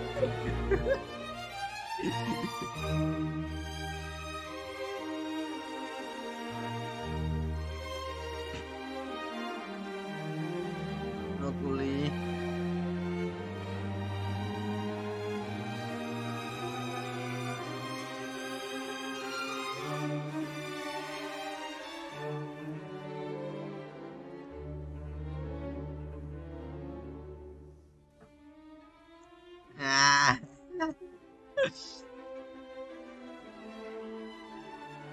Đây chạy chứ satu đi. Bạn vẫn đi nhưng vẫn thích MC Clay được chưa? Mình chỉ linh luôn đi chứ. I try à? Có remake không? Có rotate không? Có rotate không Vũ? Rotate không vậy?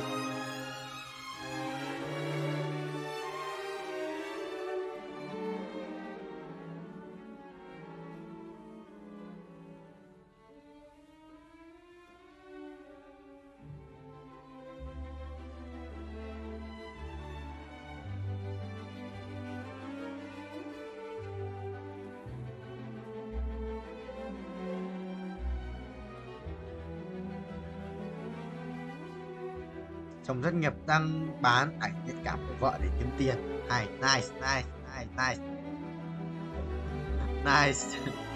Ôi, không được rồi. Không cần thứ à? Không cần 2 lần nữa. Không cần này. Đó.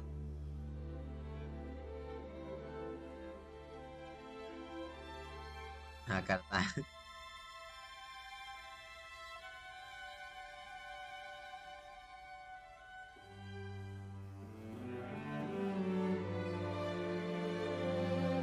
Không ấn tượng gì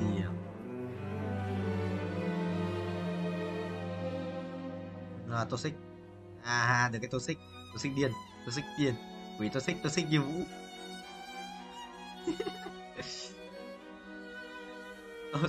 toxic như Vũ của những năm cấp 3 cấp 2 cấp không toxic đâu à? Mày thích chơi game vui vẻ không? Cường cho xích em, cường cho tôi xích. Rồi, quỷ hơn Quang ạ, giờ biết anh ở bên Cường mà. Rồi